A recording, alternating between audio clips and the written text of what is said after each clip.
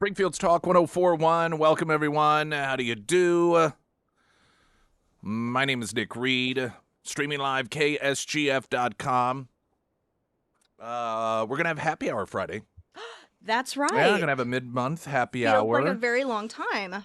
Well, it has been quite long. Of course, we generally have them the first Friday of the month, but the one, exception is if happens to be a holiday 3-day weekend. Oftentimes people leave out early on a Friday in order to take advantage of the 3-day weekend, and or just being a holiday weekend. It was 4th of July weekend, and so we decided to push it off for a couple of weeks, and so it will be this Friday at Vineyard Market. If you want to join us 4 to 6, we're going to just be hanging out, having a good time, having drinks, all that sort of stuff, and food if you want to. But mostly, it'd be a great time for the Great Escapees to get together. Maybe some of you still have not signed up. Some slots are available. Maybe we can meet some of the newbies. Yeah, if any of you new folks have signed up. And I don't know that we've had a happy hour in which it has been a happy hour with 0 Great Escape attendees. There seems as if there's always at least a couple of individuals that have gone on a previous Great Escape. Some of you go on quite a few. And so it's always fun to get together and, talk about upcoming Great Escapes. And now that the official launch just a couple of weeks ago for the 2027 Great Escape, April 24th through May 1st, Punta Cana, Dominican Republic, all-inclusive Macau, at the Riu Palace, Macau, and it's going to be a great time. Again, about last word I had, which was about mid last week, 75% of the reservations had been reserved. You can do that as well for yourself, $250 a person for the reservation. Final payment not due until November. And for the junior suites, it is just under $2,000 per person. And that does cover the airfare, it covers the taxes, it covers drinks, it covers everything, hence all-inclusive. And there's some upgrades per room. For example, if you want to get a swim up. swim up. So your room opens up, and then you got your own little pool. You boom, boom, boom, right down into a pool. Then there's some additional cost for that. I think it's like, what, 2,400, somewhere around like there. that. Yeah. But we've got all the details at KSGF.com. HVAC Masters sponsoring this trip. They've sponsored, I think, at least 2 others in the past. Is he going? I think that he is going. Rick Lau, the owner of HVAC Masters, he went on, I know at least one, no, I think 2 that they've sponsored. He's a big cruise guy. I mean, he and his wife, they do cruises all the time. They just love them. Yeah, last time I saw him, he just got back from like an Alaskan cruise. Well, and he was probably at the same time getting ready to go on another one. So that they really, really enjoy those. But I think they enjoy the Great Escapes as well. And it generally is just a matter of timing. I'm almost positive because of a number of conversations I had that they will be going. So hopefully they'll be able to do that. It's always fun when the sponsor goes along. And, of course, we do the show there, and everyone is welcome to be on the show if they want to. You certainly don't have to. But it's just an all-around great time. And any inquiries you have, or if you want to go ahead, and I'll also recommend this. If you are a person who I've talked to people in the past that like, wow, we always want to go, but we're not able to submit for vacation until the first of the year, and so we don't know if we'll be able to get vacation time approved. And by time we are able to get vacation time approved, it's too late. Buy the insurance. There is, for I think, a reasonable fee. It's $100 and some bucks. Insurance, and for a lesser amount you can do a like a voucher insurance where if you have to cancel you can, but you get a voucher that will that will pay for an upcoming trip of your choosing that is similar in nature, or for just a little bit more cash back. And it can be like the day before. It's no excuse, so you don't have to have necessarily any sort of illness or anything. And I think it's pretty wide open. But Cam will have all those details. And then you can go ahead and not have to miss out. And if your vacation isn't approved, then you can just go ahead and cash in on that insurance component, which I always recommend people get anyhow, because you never know. Somebody gets sick a week beforehand, or there's some sort of incident that occurs that makes it impossible to get away, then you are covered. Like a death, unexpected. Lindsey Graham, I'll transition right into that, of course. So that was one of those news stories that when I first saw somebody pop up on social media with a screenshot, I was like, yeah, right. Because it was almost in a conspiratorial presentation. Immediately after returning from Ukraine, Lindsey Graham dies unexpectedly. And it just had this ominous tone like, mm-hmm. And in this day and age, there is a portion of the population that everything that is death involved is always a conspiracy theory. There's which to me is as bad as a person who always believes the government no matter what. If you just lock into a predetermined conclusion, regardless of what evidence or information is out there, you're not thinking. You're just locking yourself into this sort of autopilot mode that allows you to default to a belief and then just comfortably sit there and then fill your social media feed with validating theories. And listen, social media is set up that way. The algorithms know what it is, and it's done this way. What sort of interests you and intrigues you, and then they just fill your mind with that stuff. And here's the crazy thing about it. People who are driven towards or just really drawn in everything conspiracy don't recognize that they are being drawn in by what one could call the actual conspiracy of these algorithms that are created to feed into that.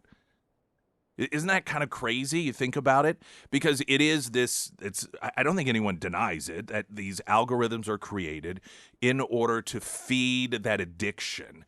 And I don't know if you really want to call that a conspiracy. That the people that run these industries are conspiring in order to keep people locked in, to keep people coming back and visiting. And if that means feeding you information that only does just that, it's not a good balance of information.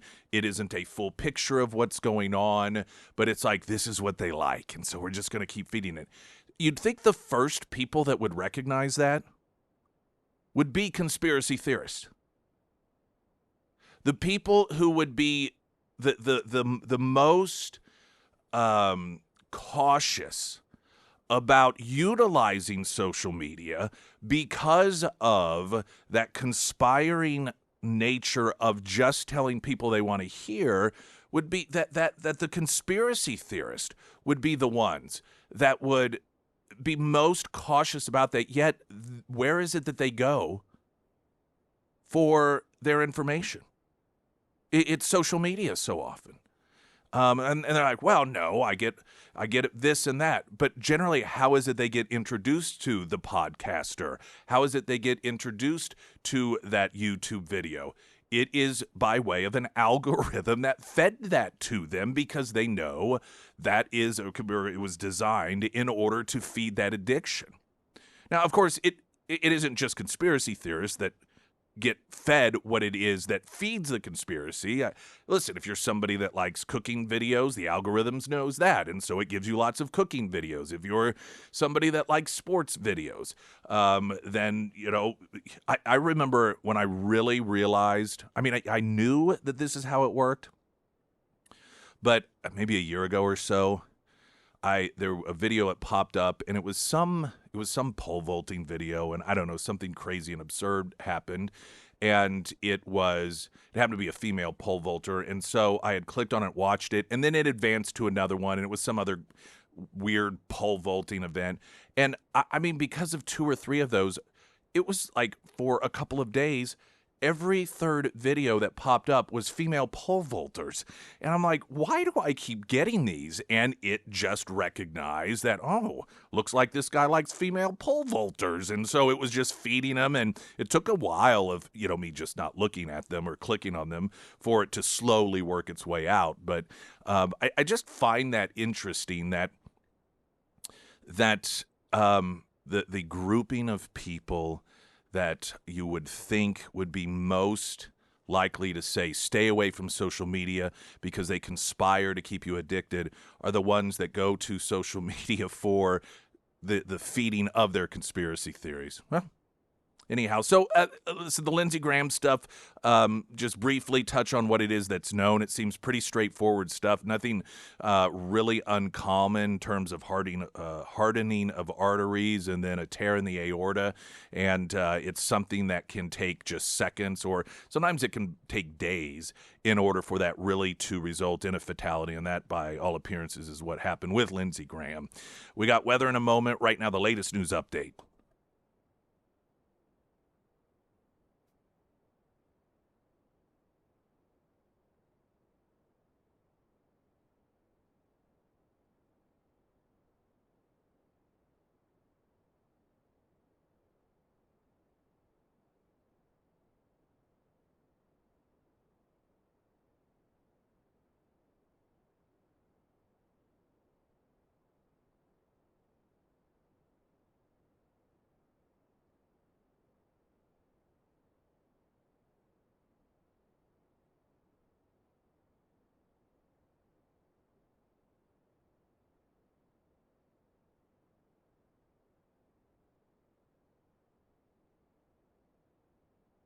And the first alert forecast from Ozarks First meteorologist Tom Schmidt, sponsored by St. Clair of the Ozarks Home Improvements.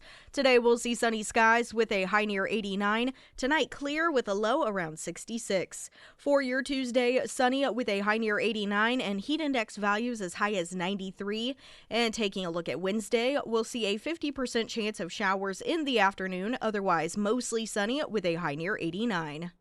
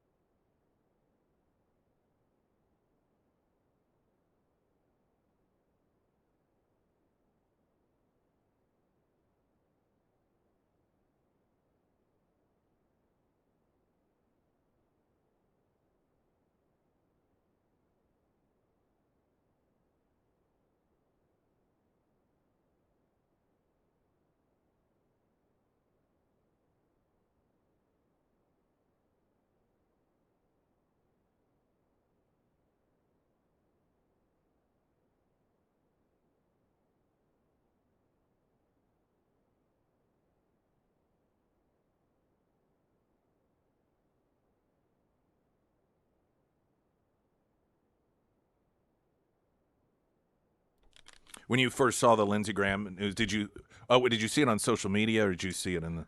I saw President Trump's response. Oh, okay. Yeah, and I had actually I got back from a concert like super late, so it was like 3 o'clock in the morning, and I saw it, and I was like, this has got to be like fake, right? Okay, so that's when I first saw a posting on social media similar. I thought, well, okay, whatever.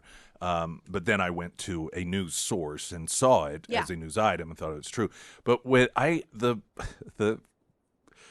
posting that Trump made, I wish I had pulled it up and had it right in front of me. But it was something along the lines of, a great U.S. senator. Here I have it. Okay. Senator Lindsey Graham, one of the greatest people and senators I have ever known, is dead! Now, okay, right. What is the punctuation after dead? Exclamation point. Why do I find that so hilariously, not inappropriate, but just what an odd punctuation. I mean, it seemed not awful or anything, but I don't know, like an exclamation Like point. he's screaming it. Yeah, I mean, a period seems completely perfectly normal. And for whatever reason, when I saw the exclamation point, I don't know. It struck me as, I don't want to use the word funny, but kind of funny. Does that make sense? Yes. Anyhow, I just thought that was somewhat humorous. Yeah, I mean, not a big deal or not inappropriate. And it's, just the way that Trump tweets, but it's like, oh, okay. He's really put an exclamation point there. So he had an aortic dissection, which is a tear in the wall of the aorta. He had just come back from Ukraine. Thank goodness it did not happen in Ukraine. I only say that because then I'm sure the conspiracy theories would have really run rampant. I don't know. I'm sure there are some because there is a segment of the population that thrive off of that, and everything is a conspiracy theory. No one can die or be killed or disappear without it being some sort of conspiracy. And Lindsey Graham, of course, pretty high-profile individual. Now, what I think works in the favor of it is what it is, and what it appears to be is the fact that he was, of course, a huge supporter of continuing to support efforts of supporting Ukraine. Otherwise, it could have been conspiracy theories that the Ukrainians were involved and so forth. And listen, I haven't looked for any. I haven't paid attention. I imagine that there are some. The Jews did it. Conspiracy theories out there. I could just imagine. Oh, the Ukrainians are taking all the U.S. dollars, and the Jews want more of it, and that sort of thing. But it just does appear as if it is a pretty straightforward situation, and that condition occurs with hardening of the arteries, and it's I guess if you want to call it an upside, along with a situation like this, comes, hey, here's how that happens, and here's some warning signs you may want to watch out for, because it is preventable if you do take certain steps when it comes to your health ahead of time. The other thing in my head that it always makes me wonder or think about is, in my mind, these high-profile, important elected officials. In my mind, their medical treatment is similar to the president, where it's proactive. Whether you want to have this checked or not, they're constantly doing a full battery of tests. But I know that there are tests that can check for plaque in the arteries and these other, indicators that there is something that's problematic there. And perhaps he did get those sorts of preventative treatments, or those, sort of just, monthly or every 6-month check-ins. That's a full scan and everything looks good, and this just somehow missed it, or this was the sort of rare occurrence that nothing could catch. But it also reminds me that just because you are a high-profile elected official, it doesn't mean you really have to keep up on this stuff and go to the doctor that often. And, this Lindsey Graham could have been one of those individuals. Now, of course, there have been a number of people across the aisle that have, been somewhat gleeful in the death. You had Young Turk's co-host tweeting out "good riddance," Nick Fuentes, who I believe last I saw he had sort of switched allegiances and gone to the Democrat Party. I think he was the one, but either which way, another good riddance. You've got former MSNBC analyst, Lincoln Project co-founder Steve Schmidt, calling Graham a lonely and unprincipled man who betrayed his. It's just what is really unfortunate, but it is a glimpse of reality. Is that it has become completely expected, and is almost at this point, it doesn't even rankle people when Democrats and just people on the left behave in such a distasteful manner and celebrate the death of a fellow American simply because they had a different political belief system.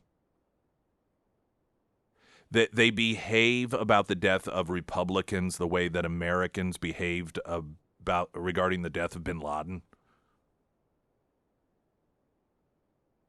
Once upon a time, when Democrats began to reveal themselves or turn into this monster, it would result in a great deal of outrage. But I've noticed that the outrage over time has diminished. And I think that's due to the fact that it's just an acceptance. This is what the Democrat Party has become. And while all Democrats aren't this way, obviously, the fact that it has become so expected and that no one really reacts extremely negatively to it any longer is just evidence that this is what the Democrat Party as a culture has become. One that celebrates death of political opposition, one that celebrates misfortune of people that do not agree lockstep with them, one that celebrates assassinate, one that assassinates political opposition, or at least attempts to, whether it is an elected official or even just a citizen that is encouraging people to come together who have differing beliefs and have discussions about it, which of course I'm referencing Charlie Kirk. You think about that was his great sin in the mind of the left, is just to talk to each other. People who disagree to have conversations with one another and walk away being okay with the fact that we have diverse views. But when you have an authoritarian perspective, as the left does, that is unacceptable behavior because there is only one belief system you're allowed to have, and that is theirs. And so that's why they are so quick to mock and celebrate the death of those outside of their belief system. It's when the left so long, has talked about the need for diversity, yet they demand complete compliance. It's this personality of schizophrenia that they have created in the minds of normal people, yet I think it's more of a mindset of a sociopath. And this behavior of celebrating the death, not of some terrorist, but in their minds that's what Lindsey Graham was a terrorist, because it's good versus evil in their minds, and they are good, and Lindsey Graham was not one of them, and so by definition he's evil. So it isn't only appropriate, but it's virtuous to celebrate and mock his death. It's one of the big differences that you find between the Democrats and the Republicans. Springfield's Talk 1041, I'm Nick Reed.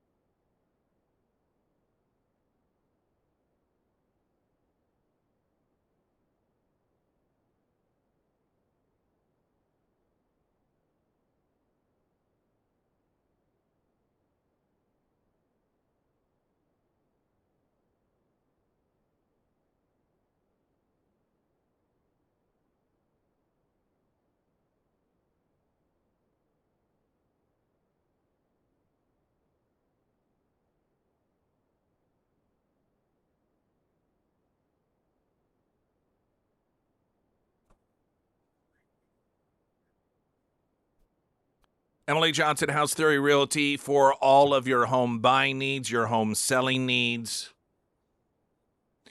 I was having a text conversation with her back and forth, and I think I shared this with you, but it bears sharing again.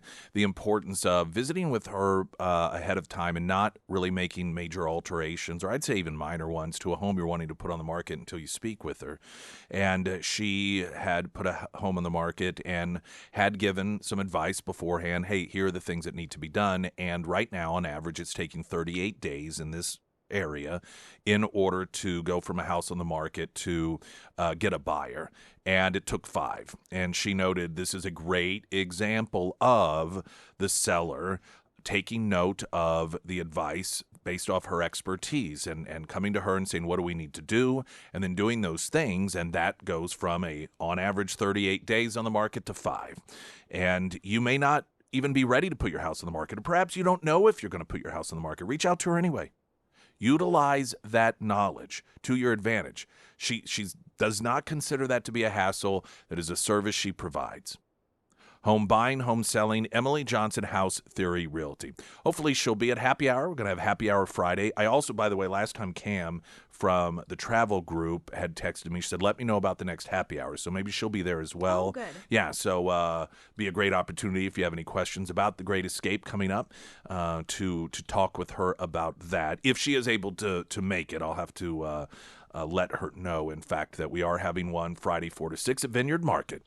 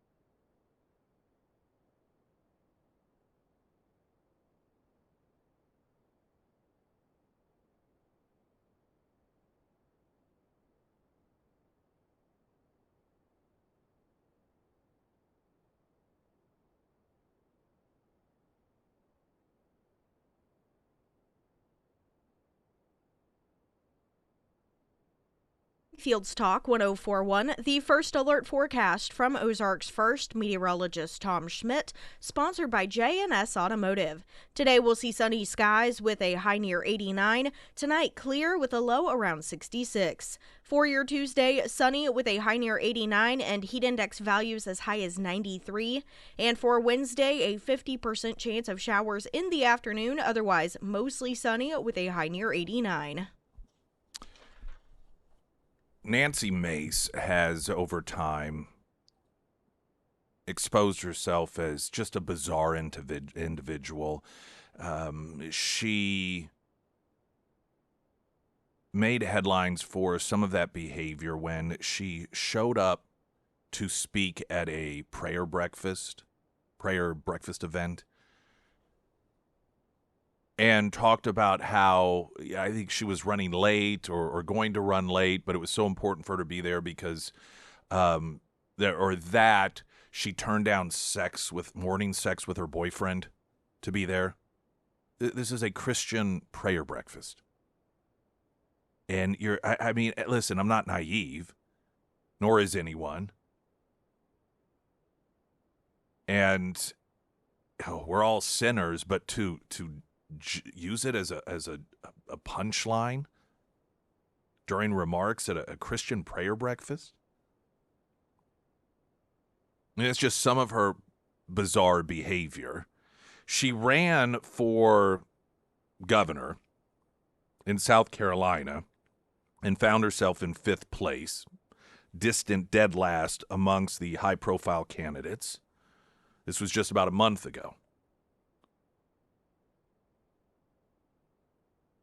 Upon the news that Lindsey Graham had passed, of course, there's going to be an appointment made by the governor in the coming days or weeks, and then there's going to be a special election held subsequent to that.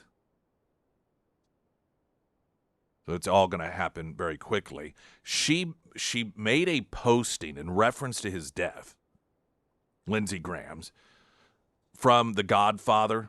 Maybe it's Godfather 2, in which Al Pacino says, just when I think I'm out, they pull me back in. And she posts that, which is bizarre for a couple of reasons. Well, one, it's bizarre. She got 12% while running for governor. So it's not as if she's some wildly popular individual in South Carolina anyhow. But Lindsey Graham, I don't think at that point they'd even revealed how he died. And you're already posting memes indicating that, like almost, because the scene from Godfather, he's frustrated. Like he's wanting out of this thing, but here he's getting drawn back into it. And so it's like this reluctant warrior positioning of herself. I know that to a degree, most elected officials, well, some people consider all elected officials to be narcissists, to really consider themselves to be the center of the universe. They have the inability to recognize that the world doesn't look at them as the center of the universe. But man, that one really seems to take the cake. Mitch McConnell's speaking up. Did you see the video of him with his wife? I did. So, in a lengthy statement released last night, McConnell, so apparently it wasn't a heart attack, it wasn't a stroke, the 911 call, all this stuff about cardiac arrest. So what he says occurred is that he fell because of lingering effects of his childhood fight with polio, and that fall is what landed him in the hospital because he was very briefly unconscious, no big deal whatsoever, but he's been there so long because while he was there, he was hit with a mild case of pneumonia. Which, when you're his age, I don't know if there is such thing as a mild case of pneumonia. I mean, there is, but it's, pneumonia at that age in a hospital, most people know that that's not not a very positive thing, and it's not something that one easily gets over. But he also said in a statement, my doctors have confirmed that I did not break any bones or suffer a concussion. I didn't have a heart attack or a stroke. I don't have any tumors or hemorrhages. He's really checking off all the little list here. He went on to say, so we're told in this statement, as much as it frustrates me, the process takes time, and on the advice of my doctors, I won't be able to return to the Senate floor to vote quite yet, but rest assured that in the meantime, I'm not taking a break from the Senate business that matters to you. I don't know if that is considered a rest assured to a lot of Americans, particularly Republicans, because listen, even if what he says is true, I think most people, and I say most Republicans, I'm not necessarily talking about elected officials, but Republican voters, maybe Kentucky's different, but across the country, really think it's time for Mitch McConnell to not be in the Senate any longer. Now, of course, he's not running for re-election. And one can argue it's the final stretch, and what's the point in resigning, at this point now, because the elections will be coming up in November, and in less than a year, there will be the swearing in of his replacement. And so, the hassle of going through a vacancy and then an appointment in the meantime, and which I don't believe is as easy as it was once upon a time. There was some law passed in Kentucky some time ago saying that the governor could no longer make an appointment based off of party, but I don't know exactly what that means. But it would be a bit of a hassle. But Mitch McConnell should have some time ago, in the minds, I believe, of most Republican voters, gone away. If you are an individual that because of your age and then whatever comes along with it on numerous occasions freezes up in front of cameras like he was, then it's why would I just don't even understand why someone would want to live out their lives that way anyhow, instead of just stepping away and spending time with family. Unless, and I really genuinely believe this is sad, unless your family, you're so detached from them because of them or because of you. Maybe you've abandoned them because of your focus on politics, and so you're essentially estranged from one another, and you don't have that sort of relationship that so many people have with family. But what a sad thing. I just think that's sad to live out your final days that way. Whether it's Joe Biden, Mitch McConnell, Dianne Feinstein is another example of this. I don't know. Listen, everyone has the ability and the right to do whatever it is that they want to do, although I don't know that Feinstein necessarily even knew what was going on, and some would argue Biden as well, but nonetheless, I don't know, it seems sad to me. Springfield's Talk 104.1, I'm Nick Reed.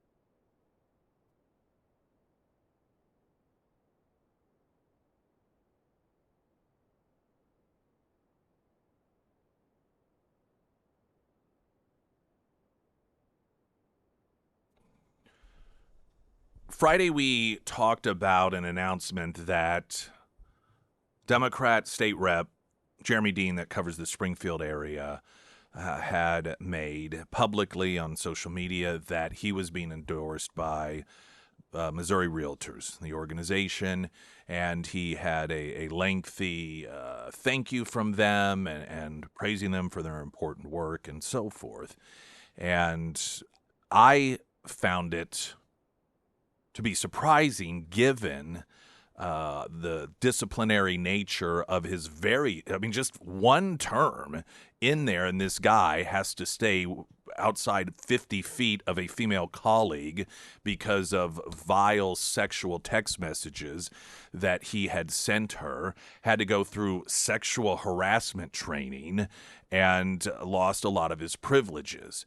That of all of the people that would be supported by an organization, particularly with the Swalwell stuff that has gone on and the Graham Plattner stuff that has gone on, that they would decide to endorse an individual that has demonstrated a behavior such as that towards women.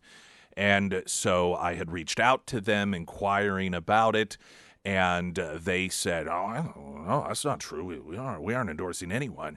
And then I went back to his page, and suddenly it had been changed. And so we looked at the timeline and recognized that I saw it, contacted them. He changed it. Then they got back with me, acting like, "Oh no." And so then when I go back, it looks like it's not there. It's almost as if like there's a coordination to gaslight a little bit. Like, well, you didn't see anything. What are you talking about?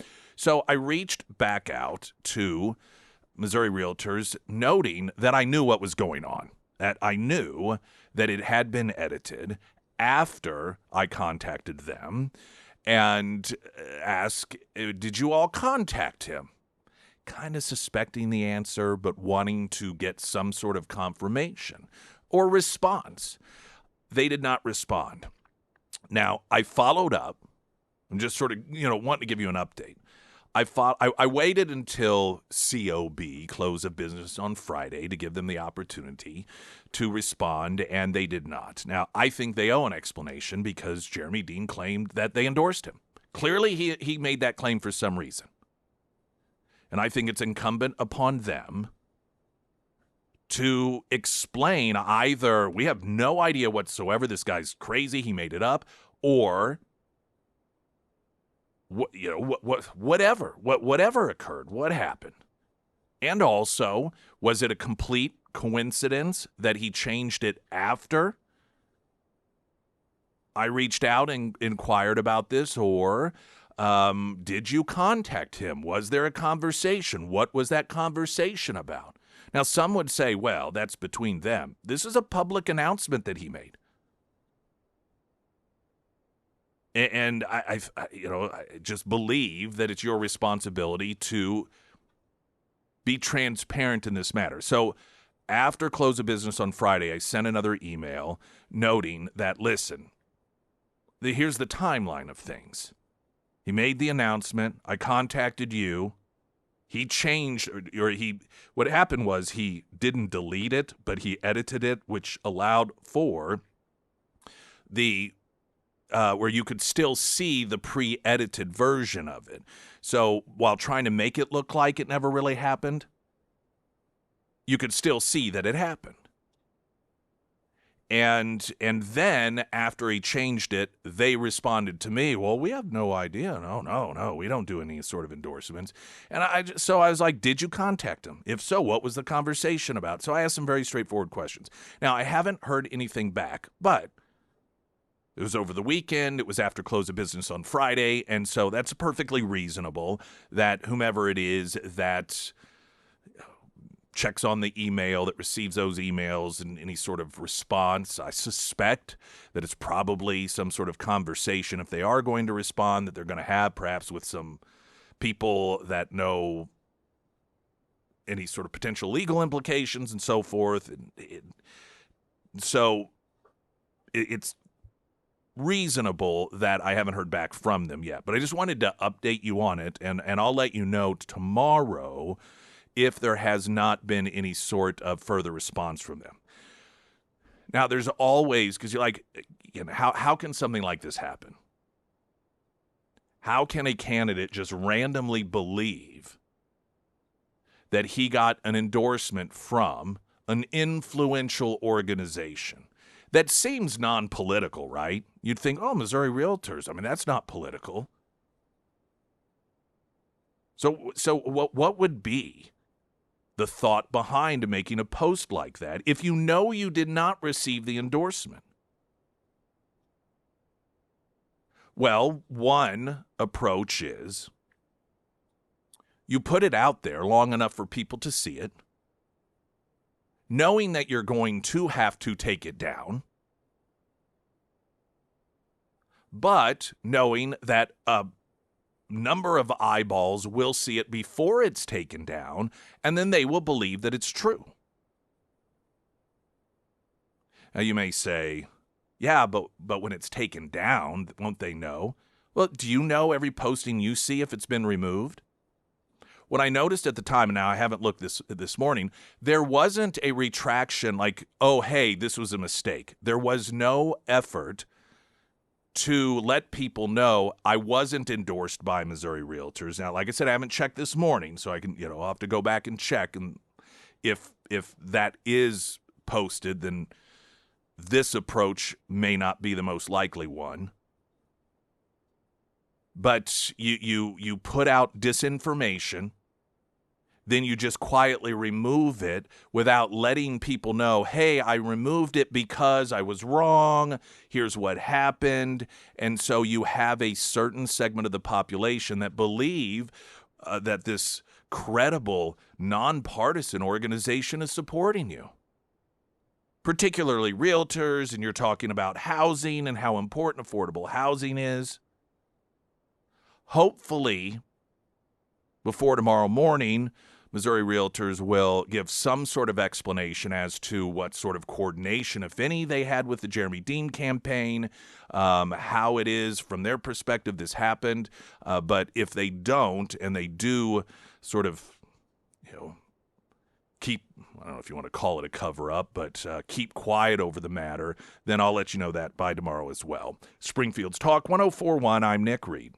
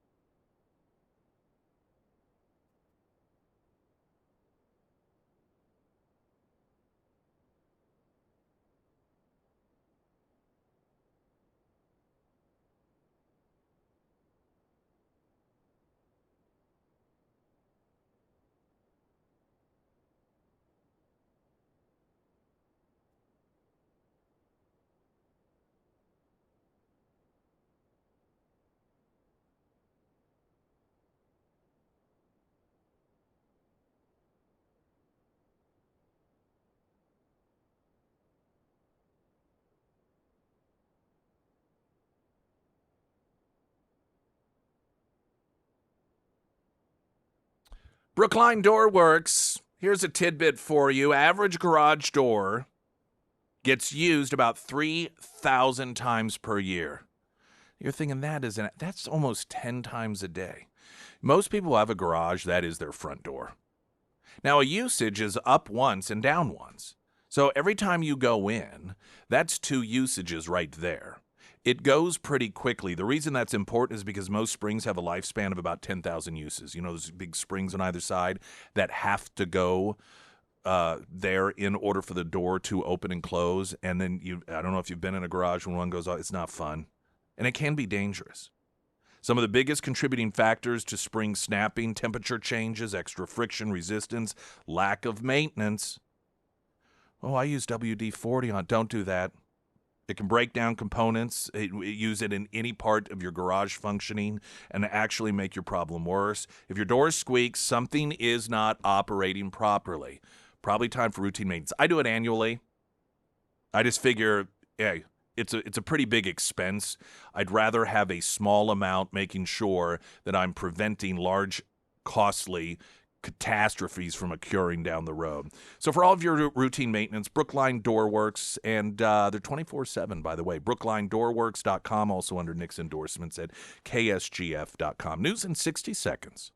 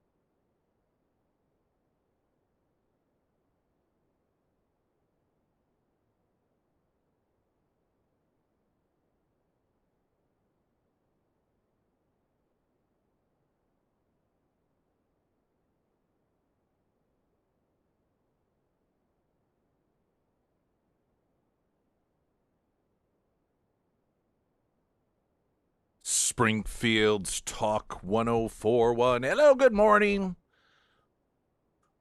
How y'all doing? Streaming live, KSGF.com. We got happy hour coming up Friday, Vineyard Market. Love for you to join us. Look at that picture there of old Mitch McConnell just looking as alive as ever there with his loving, caring wife in his hospital bed. I think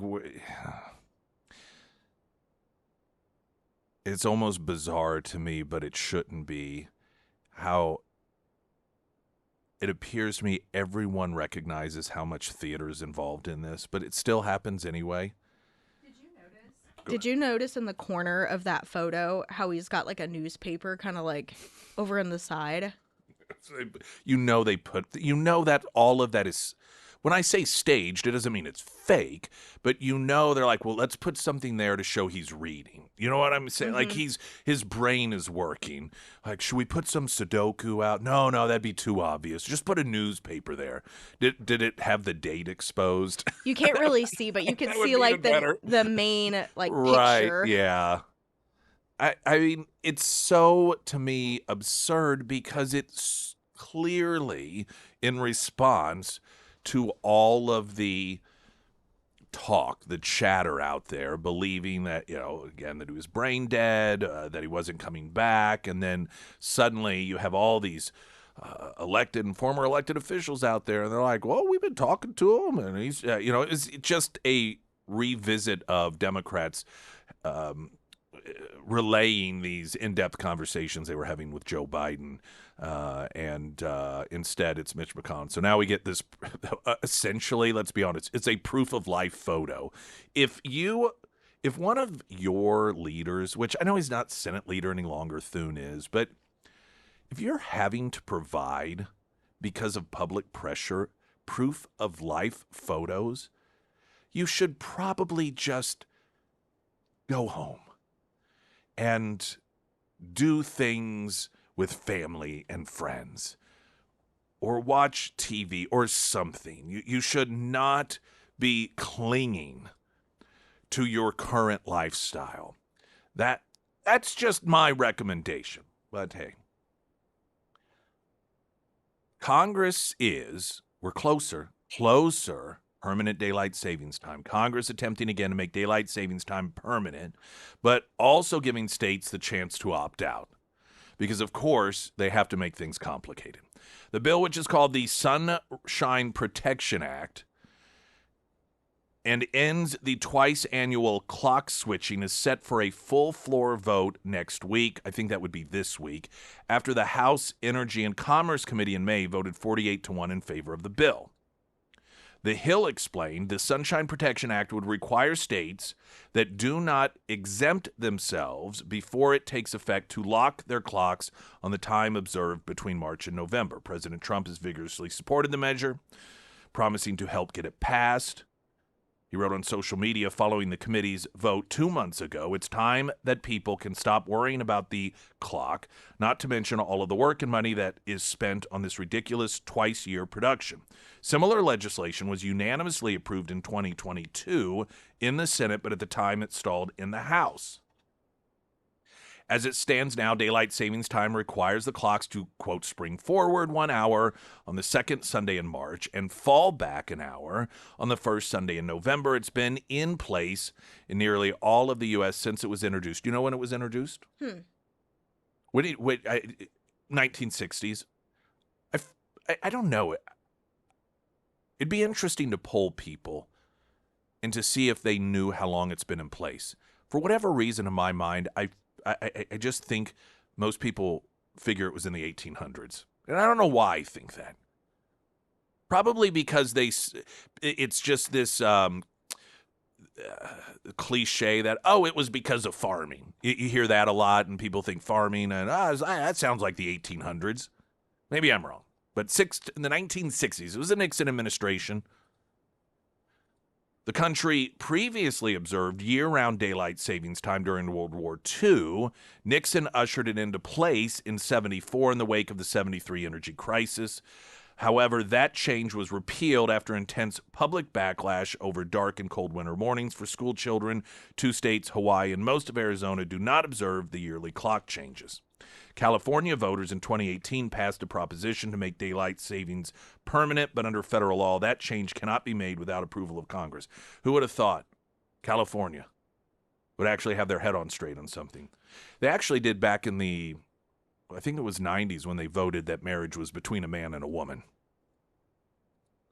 House supporters say twice-a-year time shift causes sleep disturbances, greater workplace injuries, and car crashes, according to Newsmax.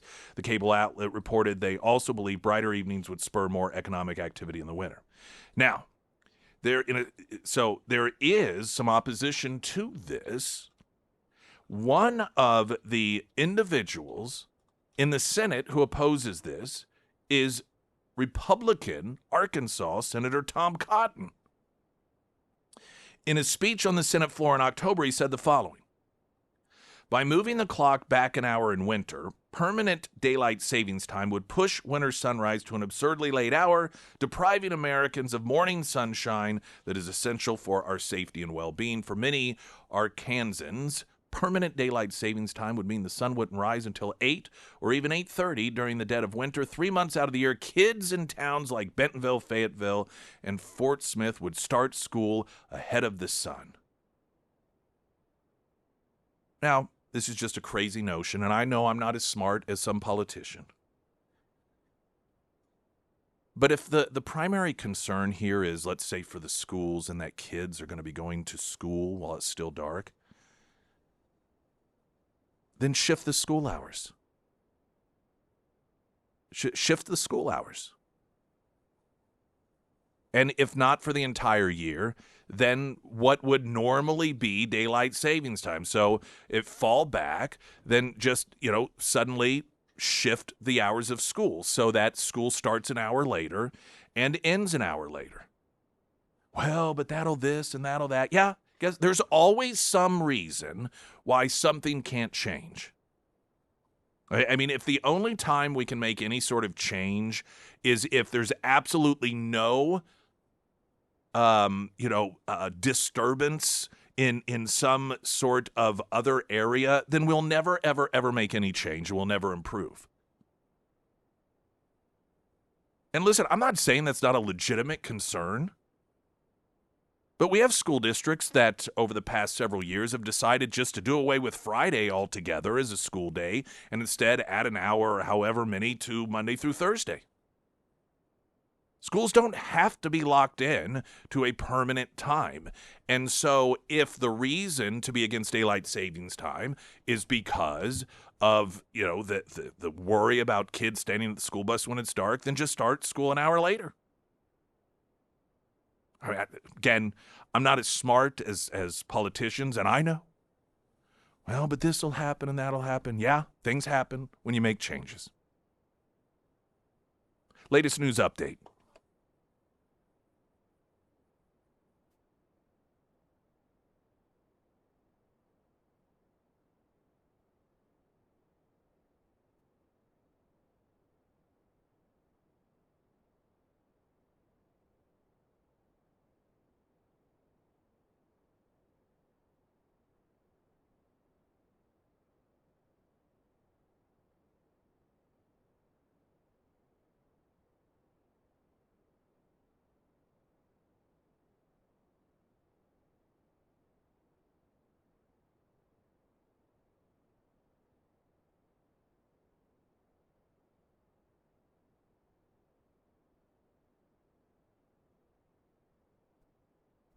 And the first alert forecast from Ozarks First meteorologist Tom Schmidt, sponsored by St. Clair of the Ozarks Home Improvements.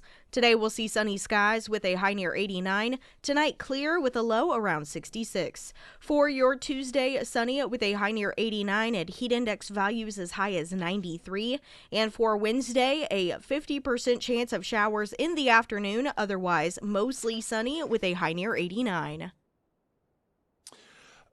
Someone texted, let's see, I've got another, they said, I always thought it was in the 40s due to the war effort. So what this article references is that what happened in the 60s was the way that it is now. The country previously observed year-round daylight savings time during World War II. So it has had alterations in the way it's been implemented. Once upon a time, it was just permanent, and then it was halvesies, and now we've got this discussion to make it permanent, make daylight savings time permanent. And so that's the distinction there. Let's see. I've got another idea. Just go back to standard time. I've got an even better idea. Let's just go back to having it based on daylight. Good old days with the, what do they call the sundial? And you just told time by that. Now, hours during some time of the year were actually longer because a minute was longer because the sun was out longer. But you go to that. And you could have it converted to digital form, so everybody's phones and everyone's clocks and everything kept in sync with it. But, you could just make it where 6 a.m. is when the sun comes up and 8 p.m. is when it goes down, no matter what time of year. Well, it's a crazy idea, but nonetheless, it's an idea.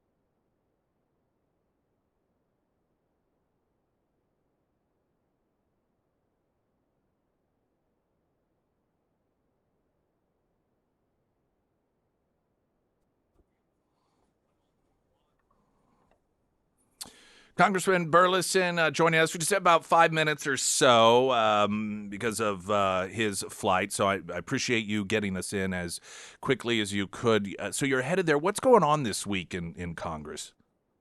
I know it's a broad question, but I have no clue. Well, we're coming back, and we've got 2 weeks before we go into the August recess. And I think that there's hope that we would do some kind of reconciliation. I think that there's not much real hope that that's going to happen in 2 weeks. So there's a lot of frustration amongst conservatives that they're kind of pushing us into some kind of last minute, this was the best we could do, kind of like the last reconciliation package. And the reason why I say that is that reconciliation is generally speaking the only way that you can pass Republican things. And so if you have Republican leadership that's not really willing to push reconciliation, you have to start asking the question, is it because you really don't want to do these Republican things? So there's a lot of frustration. One of the bills that we're bringing up this week is it's called SFOPS, which stands for State and Foreign Operations. It's a lot of it is the money for embassies, things like that. But also, this is where you had a lot of the waste, fraud, and abuse that was happening in the federal government, a lot of the foreign aid and stuff like that. Now, this is the area that Republicans have actually done a decent job of cutting spending. There's no budget item that we've cut more spending on than this one. So it's pretty significant. So could we cut more? Yes, but if we can lock in some of these spending reductions, that'll be a good thing. Al, I was reading before we got connected up with you. Breitbart had a story regarding House to vote on permanent daylight savings time, and this is the Sunshine Protection Act. It would end the twice annual clock switching, set to a full floor vote this week. And it noted that over in the Senate side, Senator Cotton of Arkansas, he was against it, and he cited, well, some of the problematic aspects of this. Schools, for example, half the year kids would be going to school in the dark. And my thought is, well, if you want to as a state, then move school an hour later. I mean, that's your thing. If you want to do that, why should that necessarily dictate to everybody else whether or not this happens? But, it's just my thought, my opinion That's on a it. But great point. yeah, well, and even businesses too. I mean, nobody has to open their business at 8 in the morning in the winter if they don't want to. Businesses have business hours that they set, and Arkansas can change their school hours if they want to. Because I'm not saying those aren't legitimate reasons, but there are answers to those reasons. Just the concept overall. How do you feel about the Sunshine Right. Protection Act, and what do you think will happen with it?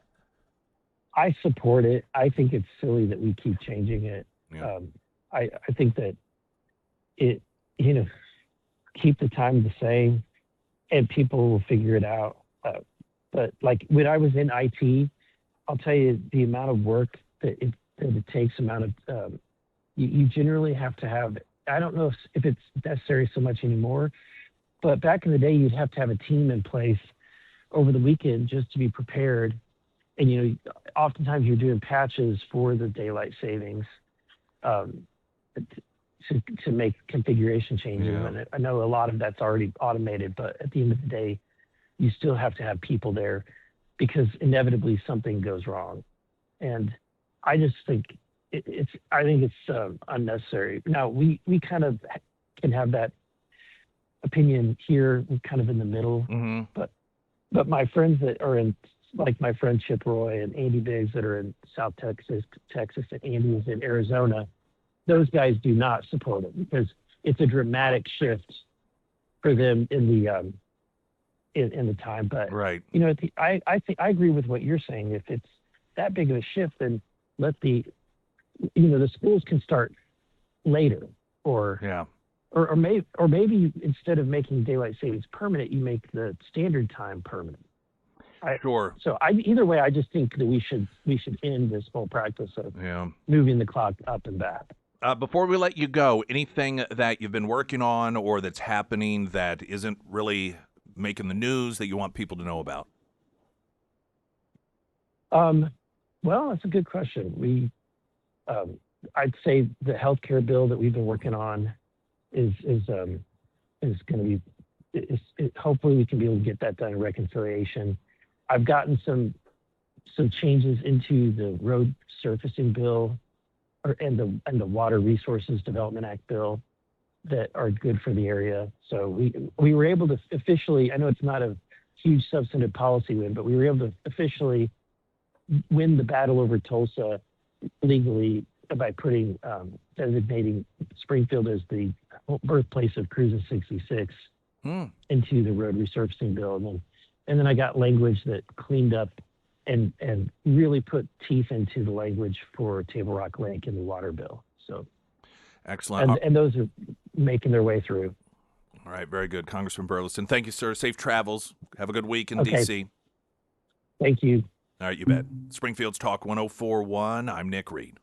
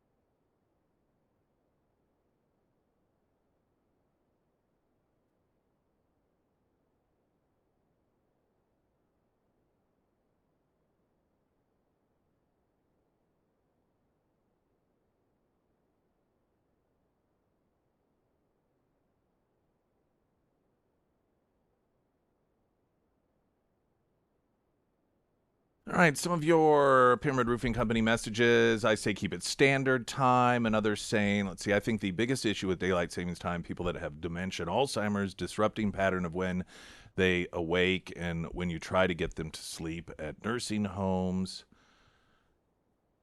Another saying, can't wait to see all of the Facebook posts from my Trump derangement syndrome infected friends about how dangerous daylight savings time is. Okay. And then I suspect this is referring back to the Mitch McConnell discussion. Congress is just a nursing home for old people. Mandatory term limits for members and senior staff. Do you know what I did over the weekend? What?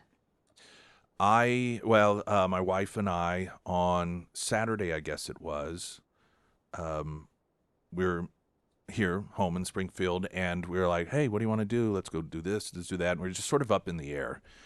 And we ended up on St. Louis, and we were coming up, and she's like, what's that? Because she saw in the distance. I said, oh, that's the thing, the Route 66. She's like, the Stargate? Yeah. And so anyway, we got to it, and we turned around, and we did the rumble strip. Oh, yeah. It is kind of cool, isn't it? Yeah, it is.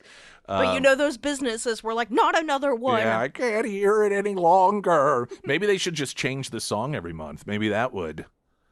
Because people do. They complain. What's one of the biggest complaints of top 40 radio is, play the same songs over and over again. Well, that's the only song that you hear if you're there on St. Louis Avenue, is that from that rumble strip. They should just change it up. Or they could, let's see, what if there were several rumble strips in a row? You got to pick one, so you could pick your song. There you go. The city did say that at the end of the summer, they were going to remove it. Did they say what day? No, they just said at the end of the summer, and it sounded as if they were suggesting that it was never meant to be permanent, but I don't know if that's true or not. Now, I don't know why in my mind I thought that they were grooves cut into the asphalt, but they're actual raised strips. My thinking was, that'll be relatively easy. You just fill it in. I'm not sure what it takes to get those strips off, though. That seems as if it would be more difficult. Maybe it's not. But, yeah, if you haven't driven over, if you have no idea what I'm talking about, this was all part of the huge Route 66 anniversary celebration that occurred, last month? And on St. Louis, they have that in the middle of the street now, just off of Glenstone. It's this big round, people describe it as a Stargate-looking thing. And people, I'm telling you, I've driven by it a couple times, and there's always people that have parked, and they're taking their pictures by it. And so it's a draw of some degree. But on the north side of the road, there are what call it the rumble strips. Sometimes they're on the side of the highway. It's the same concept. If you start to fall asleep, and which those I do think are grooves. So maybe that's why I was thinking that these were grooves. But they're little raised strips, and if you drive, I think you're supposed to drive 35 miles an hour. Something like that. Then, what is it, America the Beautiful? Is that what it is? I believe so. I think that's the song. And so it plays that through the pitch. But I think it is 35 miles an hour. And so it's a fun thing to drive over. KY3, I believe it was, had a story a few weeks ago about how some of the people that reside and or have businesses in that area are being driven a little nuts by it, because apparently you don't only hear it inside your car, but you also hear it outside. Now, I don't know how far. I wonder what it sounds like on the outside. Yeah, I wonder know. if they can actually hear the song, or if it just sounds like just people running That's over it. a good point. That's a good point. You would think that it would sound somewhat different, being Right? the way that you hear it in your vehicle versus outside, but maybe not. I'm not sure. It's a good question. But some of the people in that surrounding area, and that's why there's a story about it, they're like, oh my gosh, this is driving us insane. And then the city in response had said, oh, well, that never was meant to be permanent. That is going to be removed at the end of the summer. But I don't think at that time they said exactly when it was. Coming up, there was this story that popped up a couple of weeks ago. I know we talked about it, where Tim Waltz took part in pardoning a child rapist to prevent the child rapist from being deported. Now, Marco Rubio stepped in and removed the guy's legal status so that he could no longer be so he was out anyway. But what the concern was that this guy, because he was a violent child rapist, the concern by Democrats and Tim Walz is that he would be deported. Now, what is it Democrats have always said? Oh, no, we support violent criminals being deported. Well, how do you make a violent criminal not a violent criminal? Well, you just pardon him. You just say, you know what? We're going to make all of this go away.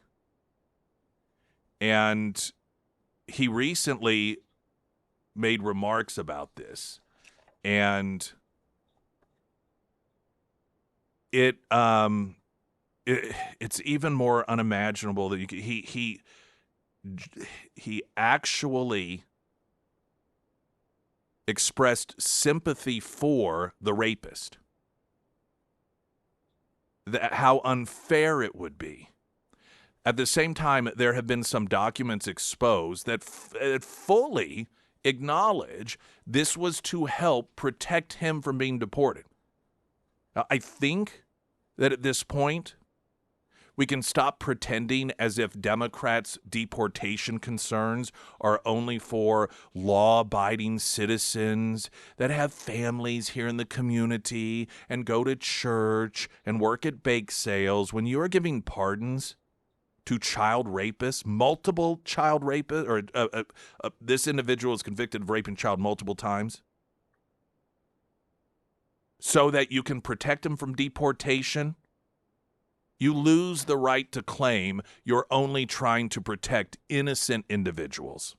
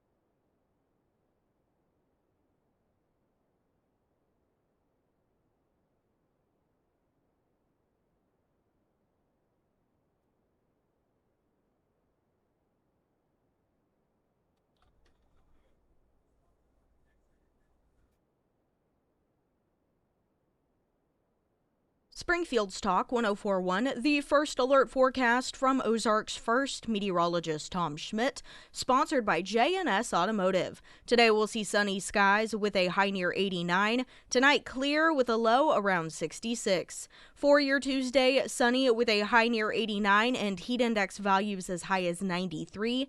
And for Wednesday, a 50% chance of showers in the afternoon, otherwise mostly sunny with a high near 89. I've mentioned quite a bit over the last several months the fact that iwantagreathomeloan.com has Alex and Anthony Carricker's cell phone numbers there, and you may think, okay. I mean, but so what? It doesn't necessarily mean that they answered on the weekends. I wanted to read this review from Doug. When we found the house we were interested in, it was on a weekend, of course.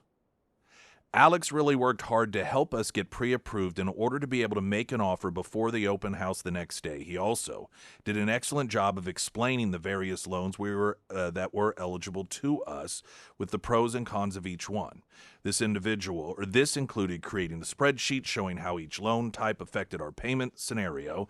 At this point in the process, we hadn't sold our old house yet, so we didn't have a large down payment. He also explained how we could easily reduce our monthly payment once we sold our house, and we were able to make a large lump sum payment against the principal through a recast. We were not aware of all the options before working with Alex, and he helped it all go seamlessly. Now notice, this began with, we found the house on a weekend. But all of this was still able to happen in an expedited fashion. That's the importance of Alex and Anthony Carricker availing themselves to you by way of their cell phones, not just Monday through Friday, 9 to 5, but any and every time you need them. I want a greathomeloan.com because you do. Tim Walz has a hand in who and who does not get pardoned when it comes to crimes. He's part of the whole parole process when it comes to criminals in Minnesota as the governor there.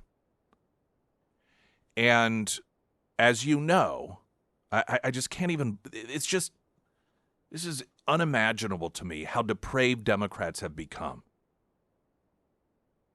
And that the party that once went on about the children, and the children.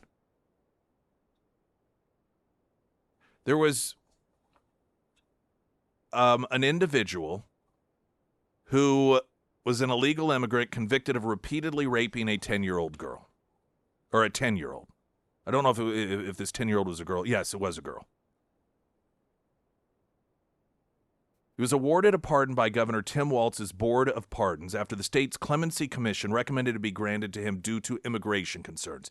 Because, see, as a convicted rapist, that's an automatic get deported, which Democrats, of course, claim that they support. We support criminals being deported. So how do you make the person who is a repeated child rapist as a criminal not be a criminal any longer? We just pardon him. Now, Marco Rubio stepped in and it's like, nope, your legal status gone. Fortunately, this child rapist has been deported. I want to read to you this story from Fox News. Exposed docs reveal why Tim Walz board awarded repeat child rapist pardon. Oh, well, first, Walz was asked about it. I think it was over the weekend or perhaps Friday. And he said the following, quote, "In Vang's case, I would state this, that I can find no reason how Minnesota will be safer or better if Mr. Vang is deported to a country he has not been to since he was a child. This is an individual who would end up admitting to raping on multiple occasions a 10-year-old and was not sorry about it. Not only that, and said, well, it's a cultural thing, but said his 10-year-old victim should be arrested because she came on to him. That's this guy. And Tim Walz, like, I don't see why there's a problem. Minnesota's not going to be better off without this guy roaming our streets. Maybe Tim Walz should arrange for him to be a director of a daycare center as well. Children will be raped because of this guy. The 42-year-old illegal immigrant convicted of repeatedly raping a child was awarded a pardon by Tim Walz Board of Pardons after the state's Clemency Commission recommended it be granted to him due to immigration concerns. Fox News Digital reviewed documents from the Minnesota Clemency Review Commission, which voted 4-2 to grant a pardon to Laotian national Tu Lu Vang following his conviction for criminal sexual misconduct. Vang admitted to repeatedly raping a girl over a multi-year period beginning when she was 10 years old. While the two board members who voted against granting a pardon noted the serious nature of Vang's offense, the four members recommending a pardon each listed concerns about him being deported. I mean, he may not have nearly as many kids to rape if he's deported. One commissioner, Zach Lindstrom, who voted in favor of granting the pardon, wrote in his recommendation, quote, "Very tough case because the kids not having a father is not in the best interest of society," referring to Vang's 6 children. Now, this is how normal people think. This is how normal people think. If there is a convicted child rapist who has 6 of his own children, it is in the best interest of those children for him not to be there. But in the minds of a leftist, it is in the best interest of 6 children to be in the custody of a child rapist. Artika Roller, another commissioner who voted in favor of pardoning the child rapist, wrote, "The applicant stated the need for clemency related to immigration issues. Following the commission's recommendation, the Minnesota Board of Pardons, which consists of Tim Walz, State Attorney General Keith Ellison, Democrat, Minnesota Supreme Court Justice Natalie Hudson, awarded Vang a full pardon on June 10th, giving him a clean slate as he was set to be deported. At the time of the pardon, Homeland Security Acting Assistant Secretary Lauren Biss remarked that Governor Tim Walz's decision to pardon an illegal alien convicted child rapist so he can remain in our country is disgusting. And it is. How do you Democrats justify, how do you rationalize this? How is this guy not impeached as governor of Minnesota? I mean, is the Democrat Party such a depraved? These are the same people that have desperately tried to tie Donald Trump to Jeffrey Epstein, that try to label him some sort of sympathizer to pedophiles, while Tim Walz, the guy that these folks all rallied around to be vice president of the United States, gives a pardon to a child rapist so that he won't be deported, allowing him to be around children. See, this is further proof the left does not care about children, does not care about child rape victims, cares of nothing. Zero empathy, zero sympathy. Quest for power is their only emotion.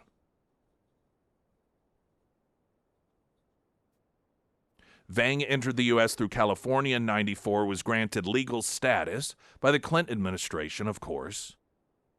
Between 2002 and 2004, when Vang was between 18 and 20 years old, he had sexual intercourse, rape, with the victim 4 to 6 times. The abuse took place in St. Paul, Minnesota. The first rape took place when the victim was in 4th grade. Documents reviewed by Fox News Digital revealed, of course, that the victim obviously didn't know what was going on. As time went on, the documents note the victim began telling her friends about it, who testified that she was angry and sad about it. At one point, the document noted that Vang offered the victim $10 to keep her mouth shut. While Ramsey Court District Court Judge Sarah Graywing did not take a position on Vang's pardon, Ramsey County Assistant Attorney Tammy McCotney recommended against granting it. In her formal opposition statement, McCotney noted that her office had offered a dispositional departure to Vang because the then 12-year-old victim experienced pressure from her family not to cooperate with law enforcement after his arrest. So here's the really sick part. Tim Walz hid behind, the 12-year-old girl said she forgave him. The 12-year-old girl's rapist married the girl's sister. So in other words, he's now a family member. Now, gee whiz, I wonder if the rape victim had any pressure from the family, given that the rape victim's sister ended up marrying the rapist. And Tim Walz uses that as an excuse. This guy is the epitome of protector of pedophiles. And you think about this poor girl, raped on numerous occasions. I mean, you want to talk about being betrayed at every single level? The people, the family that should be protecting you instead protects him. One of them marries him. And then the government that is supposed to be looking out for you pardons him, using you because you clearly are pressured into saying by your family you forgive him. And then that's used by the government to protect him or attempt to protect him from being deported so he can come back home.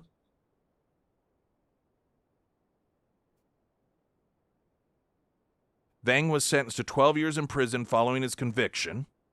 However, the sentence was stayed in favor of 30 years of supervised probation, which included 1 year of local confinement. Ultimately, he served 8 months at the County Correctional Workhouse and was discharged from probation early in 2019.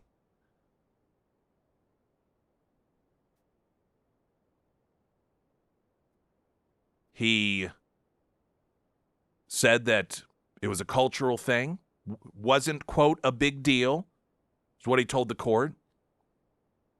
Or he said it was a minor thing. In his country, we do this all the time, he claimed. And said that she should have been arrested because she came on to him. How many times have I noted the only sort of people that Democrats stand up for any longer are the most depraved human beings that walk the planet? Can anyone prove me wrong on that? Here's yet another example. And all of you know King's people. All of you, oh, there's a pedophile in the White House people. You're full of crap. You're liars. And your allegiance to this sort of behavior, your allegiance to a political party that gives a get-out-of-jail-free card to child rapists so that they aren't deported, allow that to happen. You are part of that.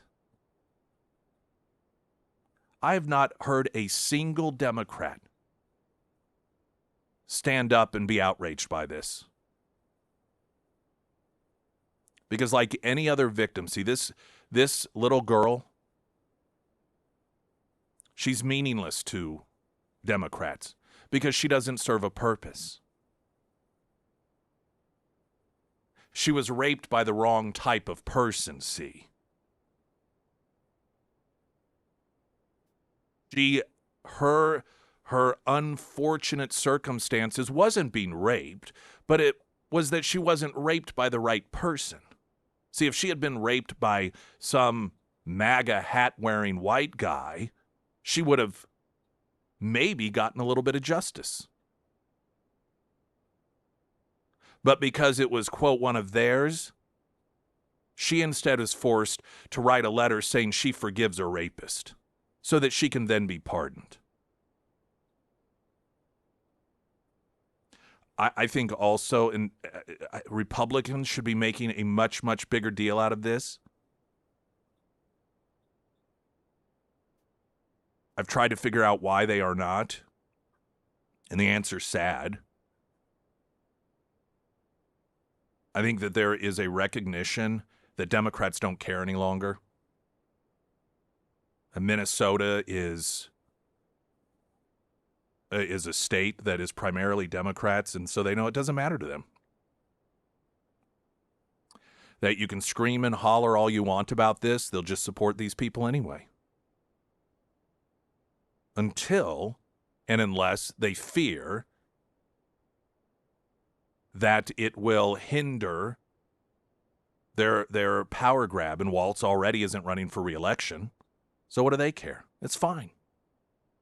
It's perfectly acceptable behavior. You know, the party that's always looking to protect children. Springfield's Talk 104.1, I'm Nick Reed.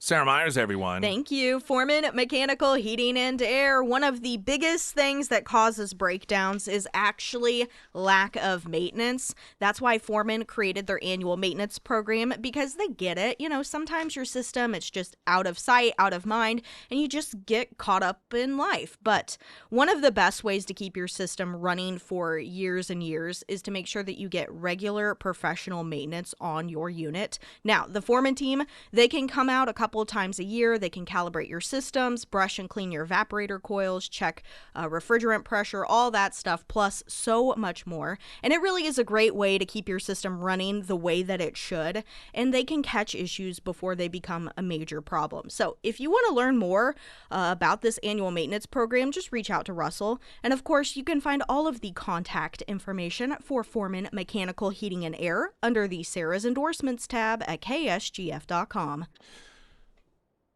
Now, not long after the news broke about Tim Walz pardoning this child rapist so he wouldn't be deported,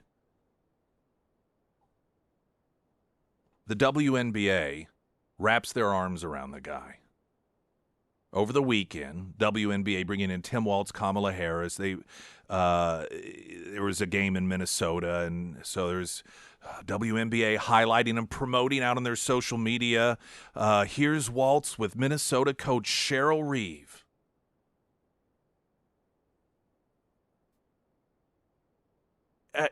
These people on the left, they will virtue signal by refusing to. Like I saw, there was an article about one of the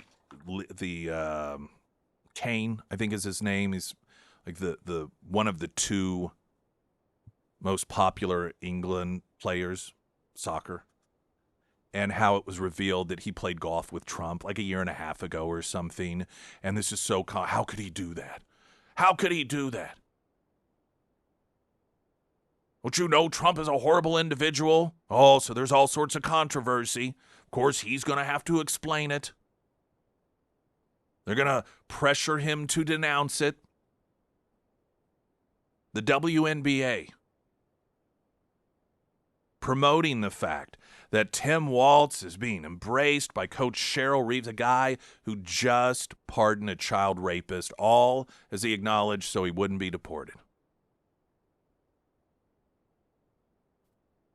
I mean, there's no shame, no dignity, zero morality. There's an emptiness, a darkness there.